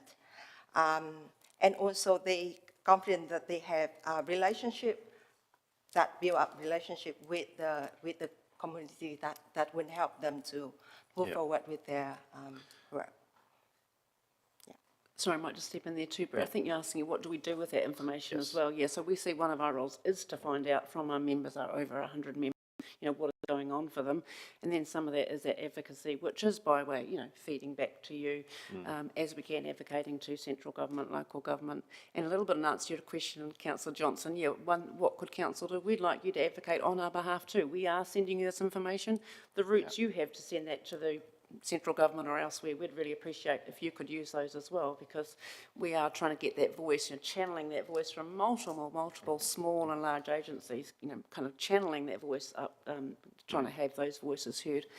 Part of that then stems into our workflow. So we use that as, okay, where are we seeing challenges? For example, workforce development. What can we do to support that within our mandate, of course? So, for example, working with Ahmed, I think there's going to be some students coming into City Council. They're going to come along to Community House and meet some of the agencies, because one of the things we've highlighted through this and through the Social Wellbeing Forum is young people didn't even know this is a sector to come into. Young people were at the forum saying, oh, I didn't even think about going to social services. So, we need these people to think about us as a sector. So looking at how can we, within, our resource constraints like everybody else, what can we do to try and support people knowing that this is a sector? And it's a good sector to be involved in. There's some good rewarding career paths. So, so we kind of use that information, advocate, feed it up to the other people, but also try and put that into what we do and what Justin does by way of any training and things that we can bring into the sector. Yeah, Justin snuck in over here, just saying. So can I take from that like the organizations that were on the left-hand side of this kind of chart that said they had no confidence or little confidence, do they get some sort of direct follow-up or kind of reach out centrally from Te Puharakiki to go, hey, can we help in some way? No, again, Kat can correct me if I'm wrong. We wouldn't necessarily normally follow up proactively, but we do, if they come to us, we will either within the resources that we have some amazing resources in our team, or using the Toteka program to try and help the agencies to get the resources they need to support them. Thanks. And just finally on that, it looks like there's 30 to 40 responses, so there would have been a number of members of Te Puharakiki that for whatever reason weren't responding to that question. Is there any kind of follow-up with those groups around how's it going, basically, and how can we, I guess starting there, how's it going? I think we have surveys as only one way of approach only, and we do have our member networking events as well. So where we invite members to come and then to share their experience and also network with others. And also we have like other member, if they like, they can come to us anytime if they have any questions, of course, but also we just like, we want to follow up with those who are not like a very active our member meeting, for example. Then we just meet them and then like check on up, like what is going on and if they need any help, things like that. Cool. That's really helpful. Thank you, Madam Chair. Thank you. Councillor Finlay. Thank you, Madam Chair. I'm quite interested in where to from here. Like, you're one of the oldest community groups in Palmerston North by far, if not the oldest. Where to from here? What are your plans for the future? Are we just going to carry on the way we're going, or have you got plans to see something new coming in?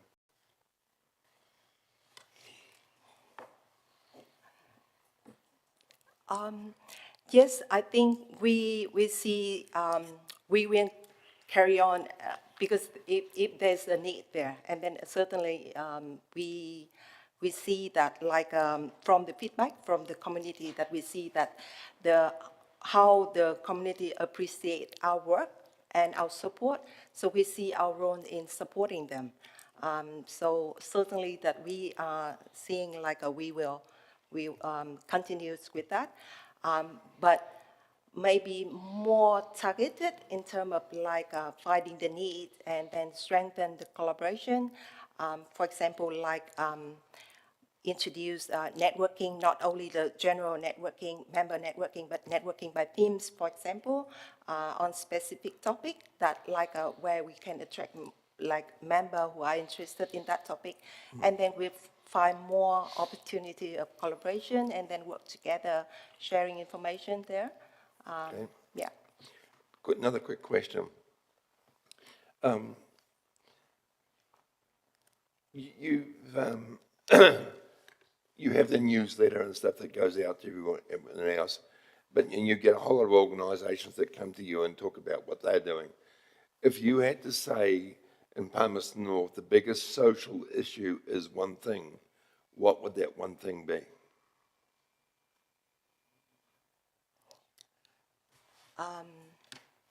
If there's one thing now is challenging, is top one, is that housing? No. I think what we're getting for, yes, so the social wellbeing report had that quite clear: housing, cost of living, mental health. And mental health, Yeah, yeah. That's what the clients are seeing. I think from what the organisations are seeing, it's retention of staff, obviously funding, because you can't retain staff and train staff without funding. So yeah, that's, The one thing would be? I think that was how, I think this housing came at the top as it did the last time. Oh, yeah, or you could probably put cost of living as an overall theme, including housing, because those things will compound, and a lot of our communities are affected because they don't have the money to access the services that they need, including things like transport, rent, and all those costs just compound. Right, thank you. I would just like to add on to some previous things that some questions that were said. So CAT has been very inventive and proactive in creating new projects to help our communities. So, for example, we're going to have a financial training series to help organizations that have stated that they have problems with their finance. And a lot of people in our organization step into those roles without having been a treasurer or having managing different finances before.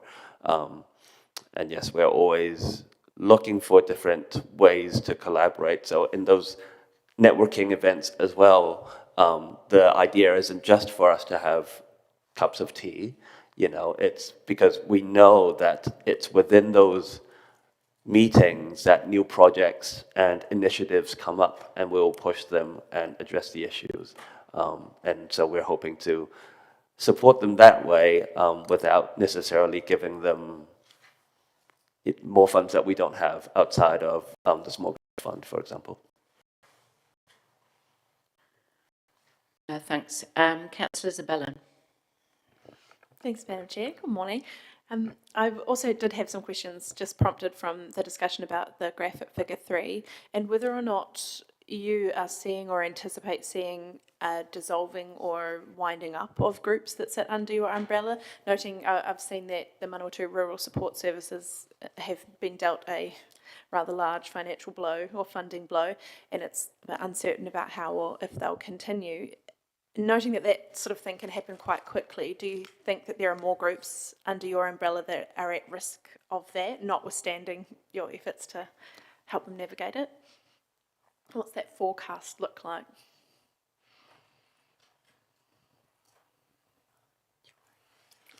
Look, the short answer is yes. Yeah. It's a little hard to know. We tend to only know, again, if they reach out to us, often it's by way of the emergency grant, but the emergency grant only fits a very small number, it's only $5,000, so it's only for quite small organisations. So yeah, the short answer is yes, but it's a little hard to predict because the way things often work for these small community agencies is they do anyway work from grant to grant. They don't often have a lot of reserves. Again, we encourage them to have them, but you can't miraculously create reserves. So they often are working from grant to grant anyway. One of the issues I don't think has come up so much today is the fact that some of the grant bodies have also changed what they will fund and their funding criteria. I don't know that they even have any less money available, but they have changed their criteria, which means these agencies are kind of chasing after these changed criteria and not necessarily getting grants they've been getting for year on year. And again, you can't necessarily anticipate that you won't get that grant you've had for 10 years and suddenly just doesn't come through. So it's really hard to anticipate these things. And I think, the social sector managers, it's just something they constantly have to juggle, is that. So yeah, yes, there will be more, and certainly we've had some. The emergency grant, we've spoken before about the emergency grant. We've suggested that potentially it could be something we could have a little bit more money. And again, we're only talking $5,000-10,000 going to make a huge difference to some of these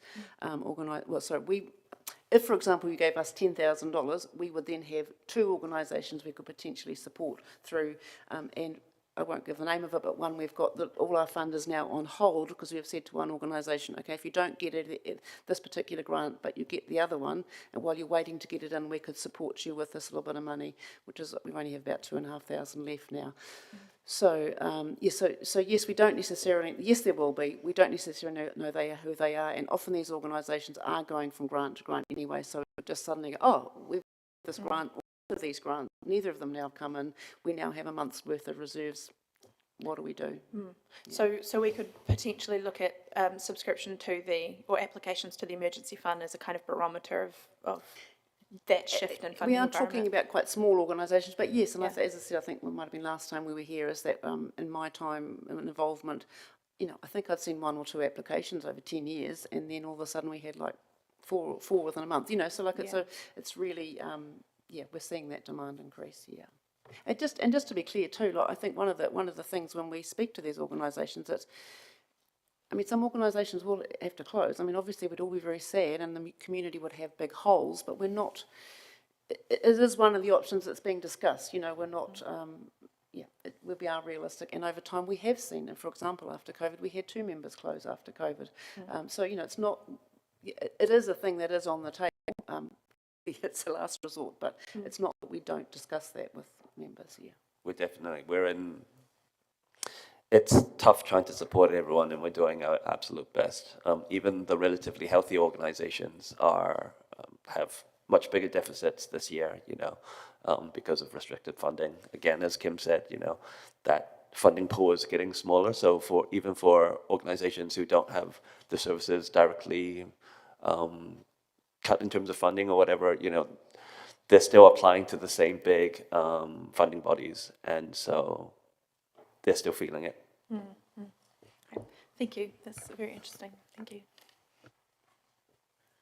Thank you very much. That's all of the questions. So thanks for coming in and presenting. Thanks for the work that you do for the community, and we're very appreciative. Thank you. Thank you. So I will move that we receive the memo entitled Annual Sector Lead Report, Te Pūharakeke Community Collective Manawatu, presented to the Community Committee on the 19th of March 2025, and seconded by Councillor Hancock. I'll open it up for any comments. Just a couple of comments from me. One, just to thank Te Pū Harakeke for the work that they do, and in particular for the thoughtful report that helps us get an overview of the community sector. That's really helpful for us, and for the support that you give to community organisations out there, particularly in difficult circumstances. And moving on to that, I think we're in a situation where the environment for community groups has become particularly hard. Government is, I would say, in retreat, both in terms of the services it provides and in terms of the funding it provides, at the same time as community needs are increasing because of the economic situation. And that makes a very difficult environment for community groups trying to fill the gaps. And clearly they're not all going to be able to do that. It also puts pressure on organisations like Council who are funders, because we're also under the same environment of less government funding, more government imposition, and increasing costs ourselves. So I think it does make for a bit of a perfect storm in the community sector that we need to be aware of. I think in terms of what we can do about it, there's been some good suggestions this morning. There's been some good, thoughtful comments in reports about how people can weather the storm. But I think we do need to be very aware that it's tough times, not only for people, but for organisations trying to support those people. So, in particular then, thanks to all of the groups who have presented so far this morning for all the work that you do. We're very grateful. I'll just see if anybody else would like to make a comment. No? Okay, that's great. We will take the vote then. Thank you.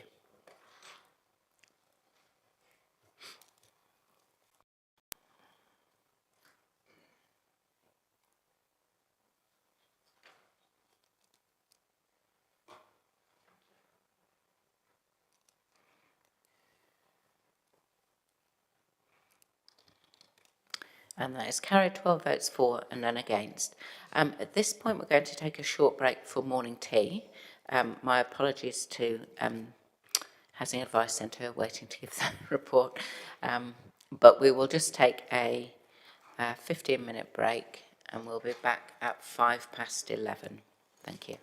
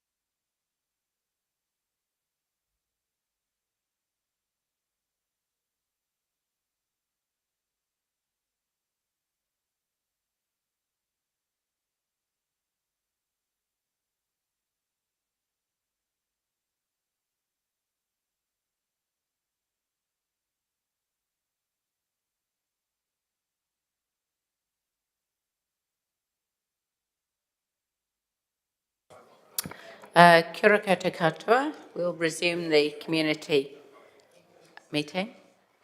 You can just take your seats. Elected members, thank you.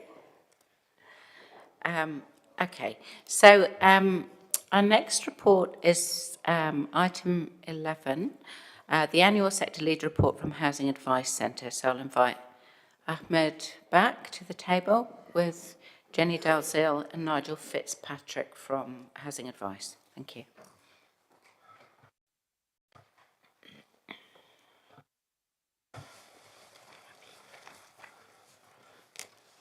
Kia ora koutou, Ahmed Abeid.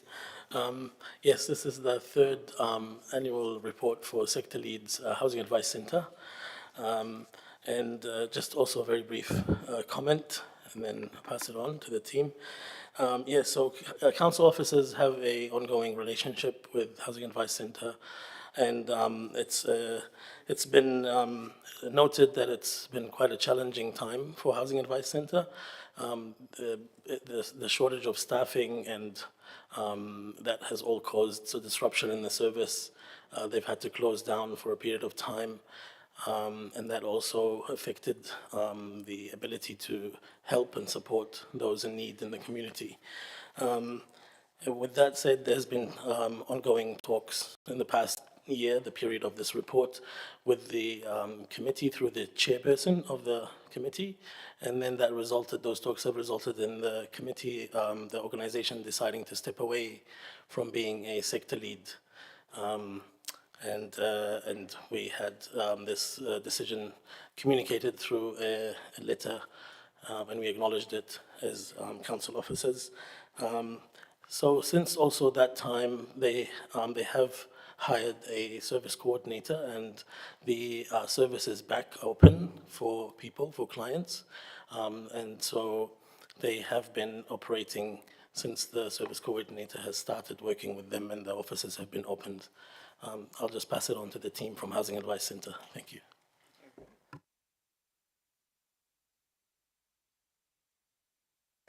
Kia ora, I'm Nigel. I'm the service coordinator. I've been working for Housing Advice for 5 months. My partner, Sally Babbage, used to be the manager, so I can go home and get one piece of advice every night, which has been helpful, and also acknowledge Cam, who's upstairs in Manatū Tenants Union, so both of them have been supportive. We've got, I believe, I used to work for community development decades ago, and I think we're lucky to have such a strong committee. Jenny comes in a lot, and all I'm doing is opening and dealing with the clients coming in, and the committee is working on the other side. Marina, Jenny from the Housing Advice Committee, and I've been involved there for a while now. I was reflecting on what Kat and Kim Penny were talking about, how quickly things can change for small organisations, because we've always been a small organisation. We've been going since 1983, I think it is, for a long time. And housing has always been on the agendas. There's always been housing issues all the way through. But things did change for us, and both of our staff resigned because they had other opportunities, better opportunities. And so I guess that's about links in with the funding side of things, that, you know, there was better payment, and it's quite hard as a committee. It's always challenging to be able to employ people with great skills, and we've been hugely lucky with Nigel, great skills, because we're competing with other sectors who can offer more. So there's those ongoing challenges. However, we did close, we made the decision to close. We looked at whether, okay, was there still a need for the Housing Advice Centre at that time? Housing still remained problematic, but were we able to deliver a good service, an efficient service? With a lot of feedback from other organisations, there was that need, it was reinforced, the need was there, so we moved on. We thought, right, how are we going to work this now? So we did that. We recruited Nigel, lucky because he has that background with Sally too. And so we're moving forward now, which is great. So I think we've got a strategic planning meeting at the end of July where we're going to look at what our plan is, what our priorities are in terms of going forward. So it's been really interesting to hear from other organisations as well, the information that they have been able to give us. You know,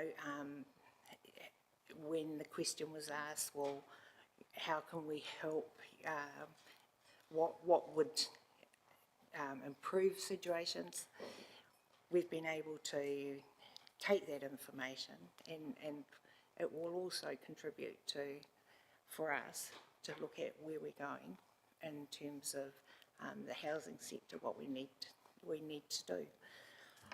I think part of that too is the Housing Security Initiative.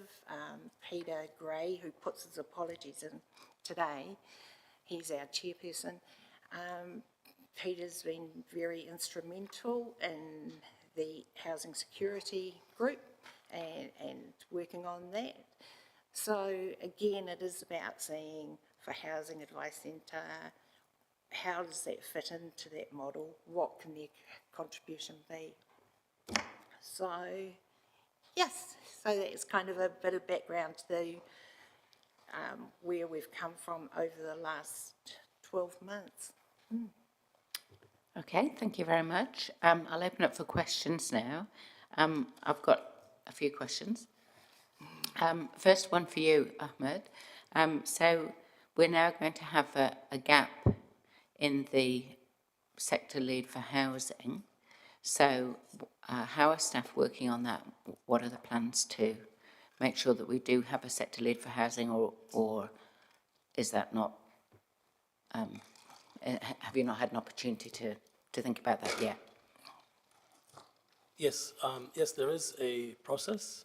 It has been communicated to all organizations through the promotion of the strategic priority grants last year when we opened for application, that after this process of SPGs, there would be a small process of allowing those who are successful in the SPG applications to show and indicate and put in an expression of interest that they would like to become a sector lead.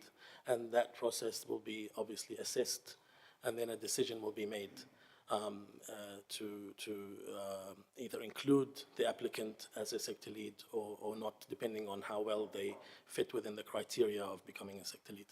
So is that just for the housing space, or is that open for organisations that might want to apply to be a sector lead in some other space?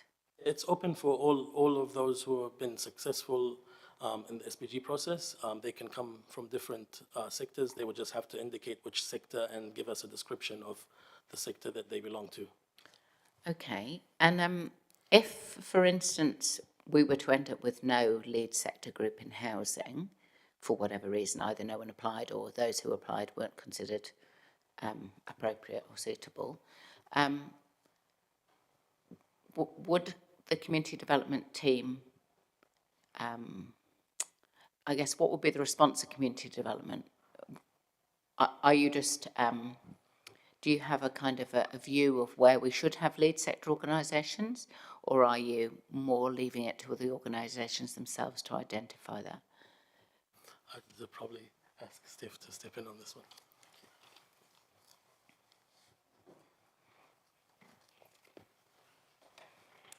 Kia ora. The way that the sector lead model is set up and the policy behind that is that it's not that we are seeking out or commissioning sector leads, it's an acknowledgement of their current leadership role.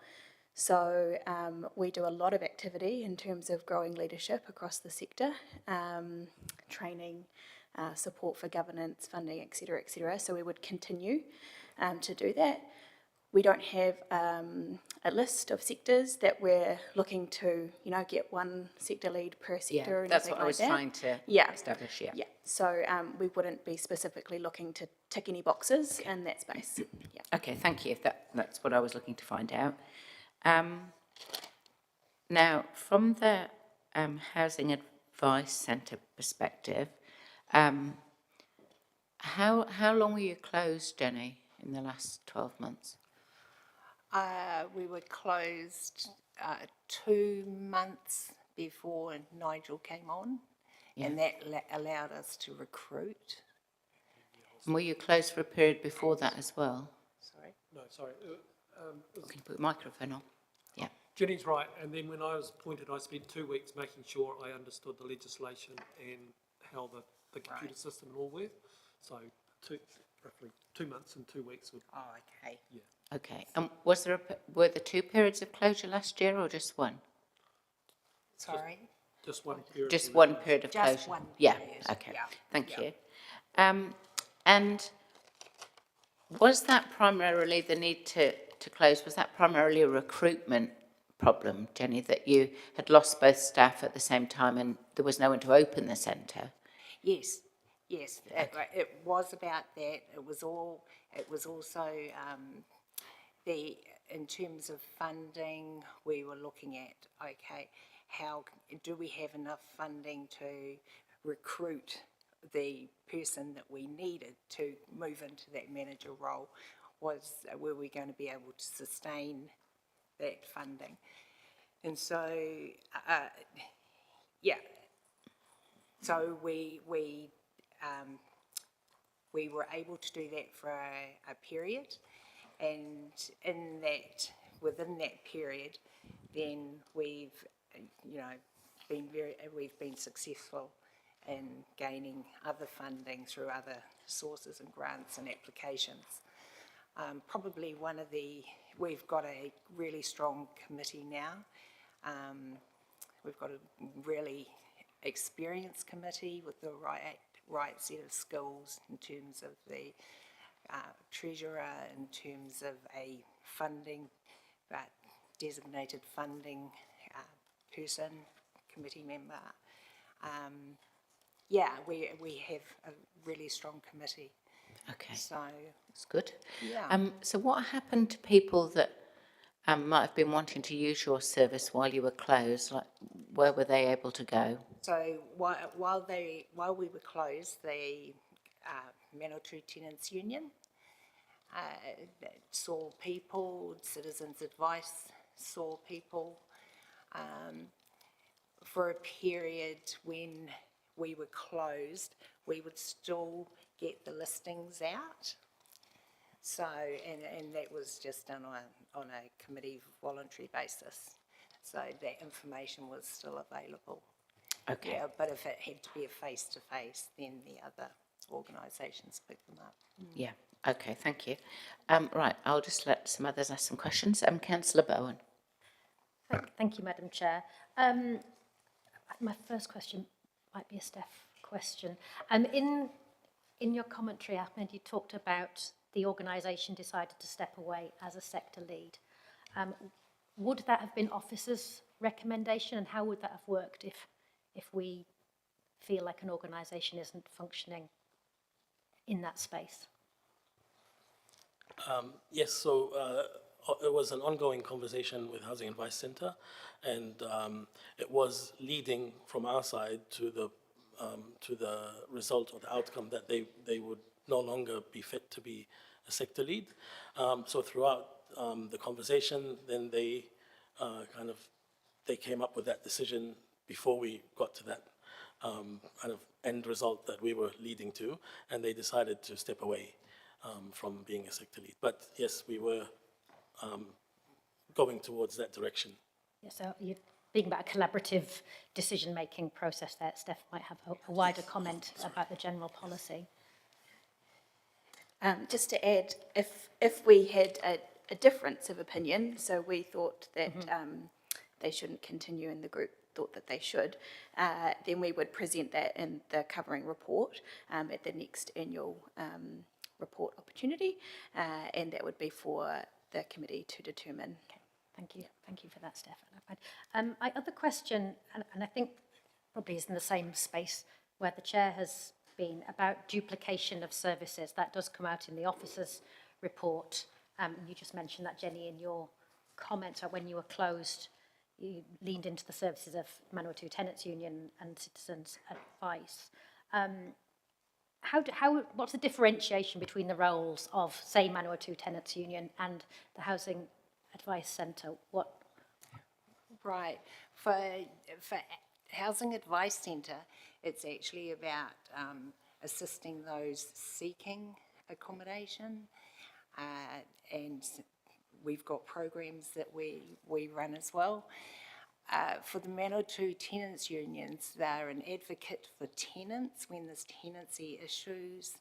So although we work closely with them, we have very distinct, we work autonomously in different directions. So, you might not be able to answer that, but does the Manawatu Tenants Union not help people into accommodation? No, their primary. Oh, sorry, were you going to say something? Yeah, sorry. Yeah, so their primary role is in helping tenants when they're in conflict with the landlord. So I've been on the job 5 months. Cam and with him was someone called Daniel Daniel's worked for years. He used to work at HAC. So when we get someone who's looking at, say, even a notice to remedy, which is 14 days notice, I'll take them up to Cam just to check so that if things go further, they understand how the tribunal system works, and also they've thought through issues, and they need to talk to Cam because it is quite a stressful situation. So I have seen people who I believe had a good case, who did have a good case, who just didn't want the stress of coping with it. So yeah, they need to go, yeah, so does that make sense? So Cam is the complicated stuff, he's sort of like the lawyer, I'm sort of like the, that sounds like you've got a situation there, let's go, and I'll take them up and introduce them to Cam so that connection's made.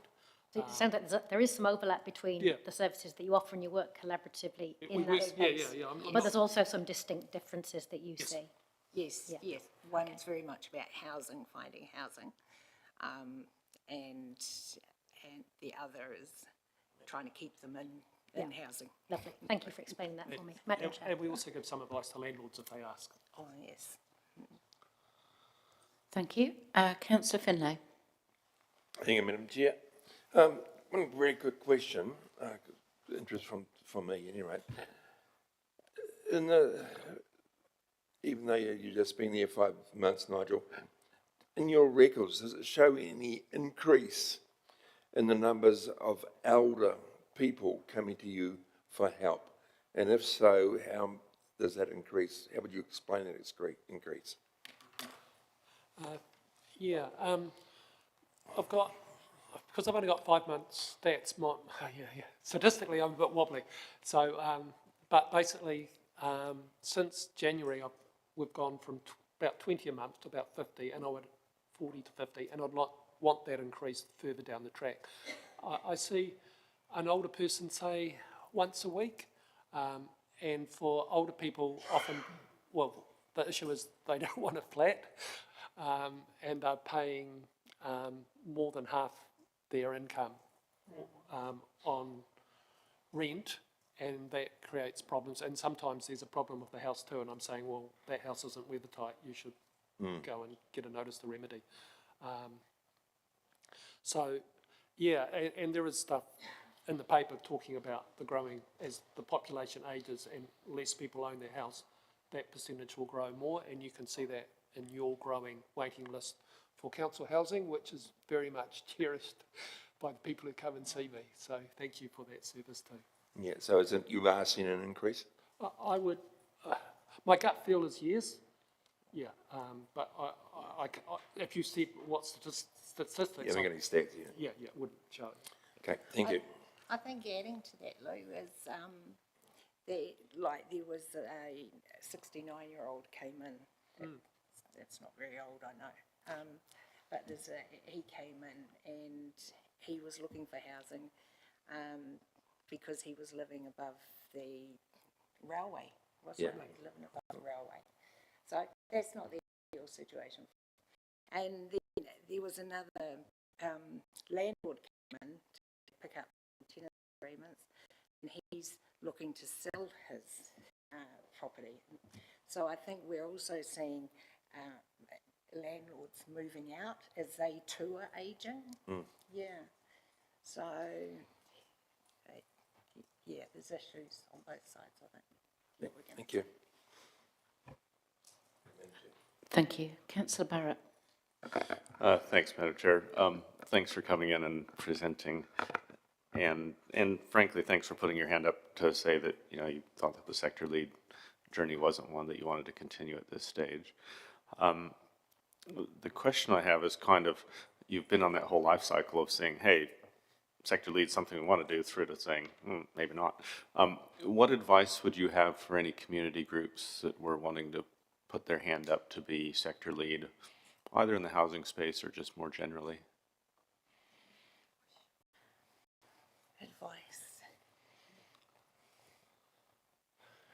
I mean, sorry, I'm not speaking out of turn here, but in my opinion, if you've got a small organisation like, and maybe I'm biased, but Sally did a great job, and Housing Advice were the obvious lead, then she gets promoted, thank goodness, because she's now supporting me, and you know, you then have a range of people, and some of them move on, then there's no staff left to do it. So a small organisation, your key staff are, you know, there's Nigel, and if Nigel mucks up, there's no one else. So, yeah, it is, well, there's Jenny, but you know what I mean? Yeah, it's much smaller. Yeah, that's my thoughts. I think the sector lead role needs to have a good insight into the housing issues for Palmerston North, and it's definitely useful having some history and understanding what has happened previously, what has changed, what hasn't changed. Because, yeah, as I said, the housing issues have been around for a long time. They just shift sometimes. We get runs where people are greyhounding and moving out of town and coming back, or we get runs with the government changes within the health sector. There's going to be changes for housing for people coming out of residential, well, places that previously were residential, and now there's talk about them moving into the community. So the sector lead needs to have, I think, oversight and their finger on what's happening in the community, and what's happening in the big picture. Certainly, you know, like so Jenny about probation, or Housing New Zealand, Sydney's there. Okay, so I'll talk to, she's been the case manager for ages. So, it is actually quite a complex area. It's people on bail, people on bracelets, people with mental health issues, people whose children are blowing up. Sorry, Nigel, can I just get to pull the microphone a bit closer? Sorry. I'm struggling to hear. Sorry, so it's we're dealing with well, quite a large variety of problems, from probation, bracelets, what do they need to do for community, what is it, home detention, community detention. Then you've got mental health. You've also got people whose children have damaged the tenancy flat and created big problems. What support's available? Cool. Yeah. Thanks. You get quite, No, thanks for those comments. Very helpful. Looking to the path ahead. Also, a question probably for Steph, just around the responses to the chair before, around just understanding the expression of interest process around sector leads, and I was specifically trying to understand, it sounded, what I heard in the answer, and I may not have heard it right, but what I heard in the answer was a potential for quite a number of expressions of interest from possibly quite a number of organizations that felt like their space was a sector, whatever that means. Is that a possible outcome, that we get quite a few expressions of interest? It's possible. I don't think it's likely based on what we've heard so far, but it is possible that we receive, a number of expressions, and we'll just go through the process of assessing those. Is there information provided out that provides a definition of a sector, what a sector is and isn't? Not a sector. There is certainly a definition of a sector lead, but we don't have a defined So it's ring fence of what a sector is. So it's kind of for the community group to say, hey, I feel like a sector, and I'm going to express interest. Yes. Right. And how then, from a staff point of view, do you kind of deal with, I guess I'd call it intersectionality or crossover kind of things, where you've got, maybe something in housing, but there's, another group that's interested in youth, and it turns out that youth and housing is also an issue, kind of, how do you deal with actually coming up with a set of sector leads that kind of fit together well and make sense? I think we've arrived at that somewhat organically so far, just because we've got really good definitions around what a sector lead is, so the policy is pretty clear on that. We could have a scenario where we have two leads in one sector potentially, so it's not a one per box type situation. When we say sector, we're talking about the community sector overall, the for-purpose sector. Okay. Thanks for those answers. Appreciate it. Yeah. Looks like Jenny would like to contribute as well. Go for it. I add to that, because one of the things Housing Advice does, it facilitates a housing needs monitoring group. And within that monitoring group, you get different organisations, government, non-government organisations. So we might just ask your microphone to get a little bit closer too. Sorry. Good. Great, thanks. So at that meeting, a lot of those issues and means and information is shared, and plans come up. One of the things that Nigel's done has had the meetings become more focused, and what do the other groups need, and part of that's about sharing resources, sharing knowledge. At the next meeting, I think they've got corrections coming to do a bit of a spiel. So when I say, somebody who knows the sector, knows what's happening out there, yeah, that's what Housing Advice has got in terms of having that overall view and those connections and networks. Great. I just want to add... Very briefly. Sorry. Years ago, Steve Bahari was MP and had some money for housing, and it ended up going to Lutheran Homes, and at that stage council was wondering about its role within housing. It seemed to me that the advantage of having something like the Housing Needs Monitoring Group is that when there's government money, there's someone who can, or government opportunity, like here's an empty KO property, there's someone who can say, well, we can use that, and it doesn't matter to us whether that's youth, mental health, or any other area of need that's there. But I've probably spoken out of turn, so sorry, Steph. Cool. Thank you all. Thank you. Right. Thank you very much. We'll finish up there. Thank you for your report and for coming in to answer questions. No, I'm sorry, you can't. There's no comment from the public gallery. No, I'm sorry, you can't comment from the public gallery. So I'll ask you to please sit down, or else you may have to leave the meeting.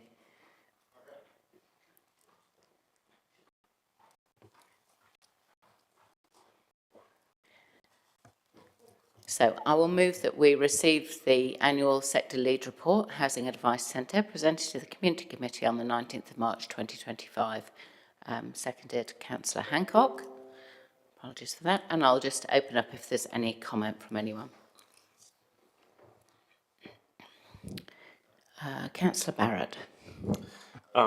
Thanks. Just briefly, I wanted to acknowledge the Housing Advice Centre really for taking a self-reflective approach. I guess I just think it's really, this is the first time kind of we started off with this sector lead construct. It's, by and large part, I feel worked really well, across the community. I just think it's really healthy when an organization gets to a point where they think actually they want to step away from that. There's kind of a process, and that Housing Advice Center is kind of leading the way in a sense in terms of just acknowledging when that journey is or isn't suitable for the stage that that organization's in. I think kind of laying down some healthy precedents in the community is a really useful thing. So I wanted to acknowledge that, as well as obviously the ongoing work, and now that you're staffed back up, the needs that are being met every day in the community through your work. So really appreciate that and wish you well for the future. Thanks. Thank you, Councillor Barrett. I agree with your comments. Just want to say thank you to Housing Advice and to staff who supported them. I think this is, you know, a little example to us of some of the struggles that community groups can face, you know, not necessarily through any fault of their own, but just through circumstances, and how there's not a huge number of people behind some of these groups. If you lose a couple of staff, that's your staff gone. And then recruitment can be difficult in the community space. So I acknowledge that you've had a challenging time, but glad to see you coming out the other side of it. And I do know that it is a service that's very much appreciated by people. So I'm glad that you're up and running again. Thank you. No more comments, so we'll take.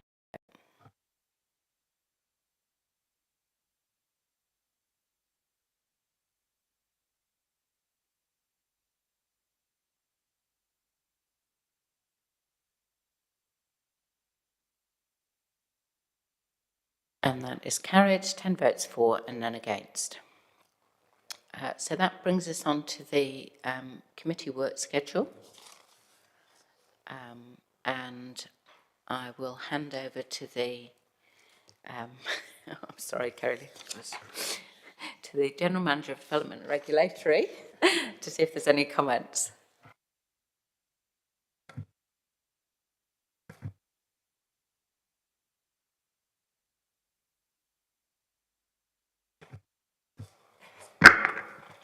No, thank you. Okay, we've got a question from Councillor Bowen. Thank you, Madam Chair. Not so much a question, just on item 24, which is about the natural burial site, and the comment is incorporated in Ashurst Domain Management Plan, which is out for consultation. We'll be hearing the submissions on that next week in Culture and Sport, so that should probably come off your work schedule. So I'm just being told that governance will telling me that it will come off next time. Thank you. Any other questions? Okay, well, I'll move that we receive the work schedule dated March 2025. I seconded Councillor Hancock. I'll open up for any comment. None, then we will take the vote, please.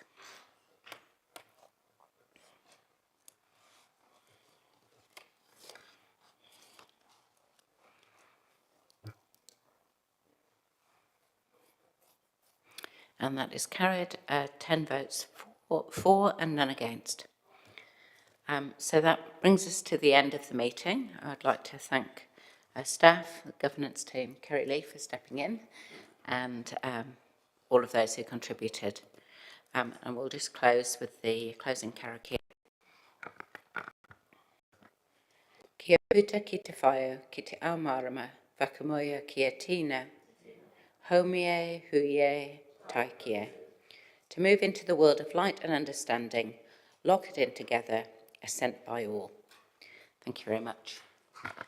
Now we do have a workshop, elected members, but we'll have a sort of a 5-minute break to turn around. I'll just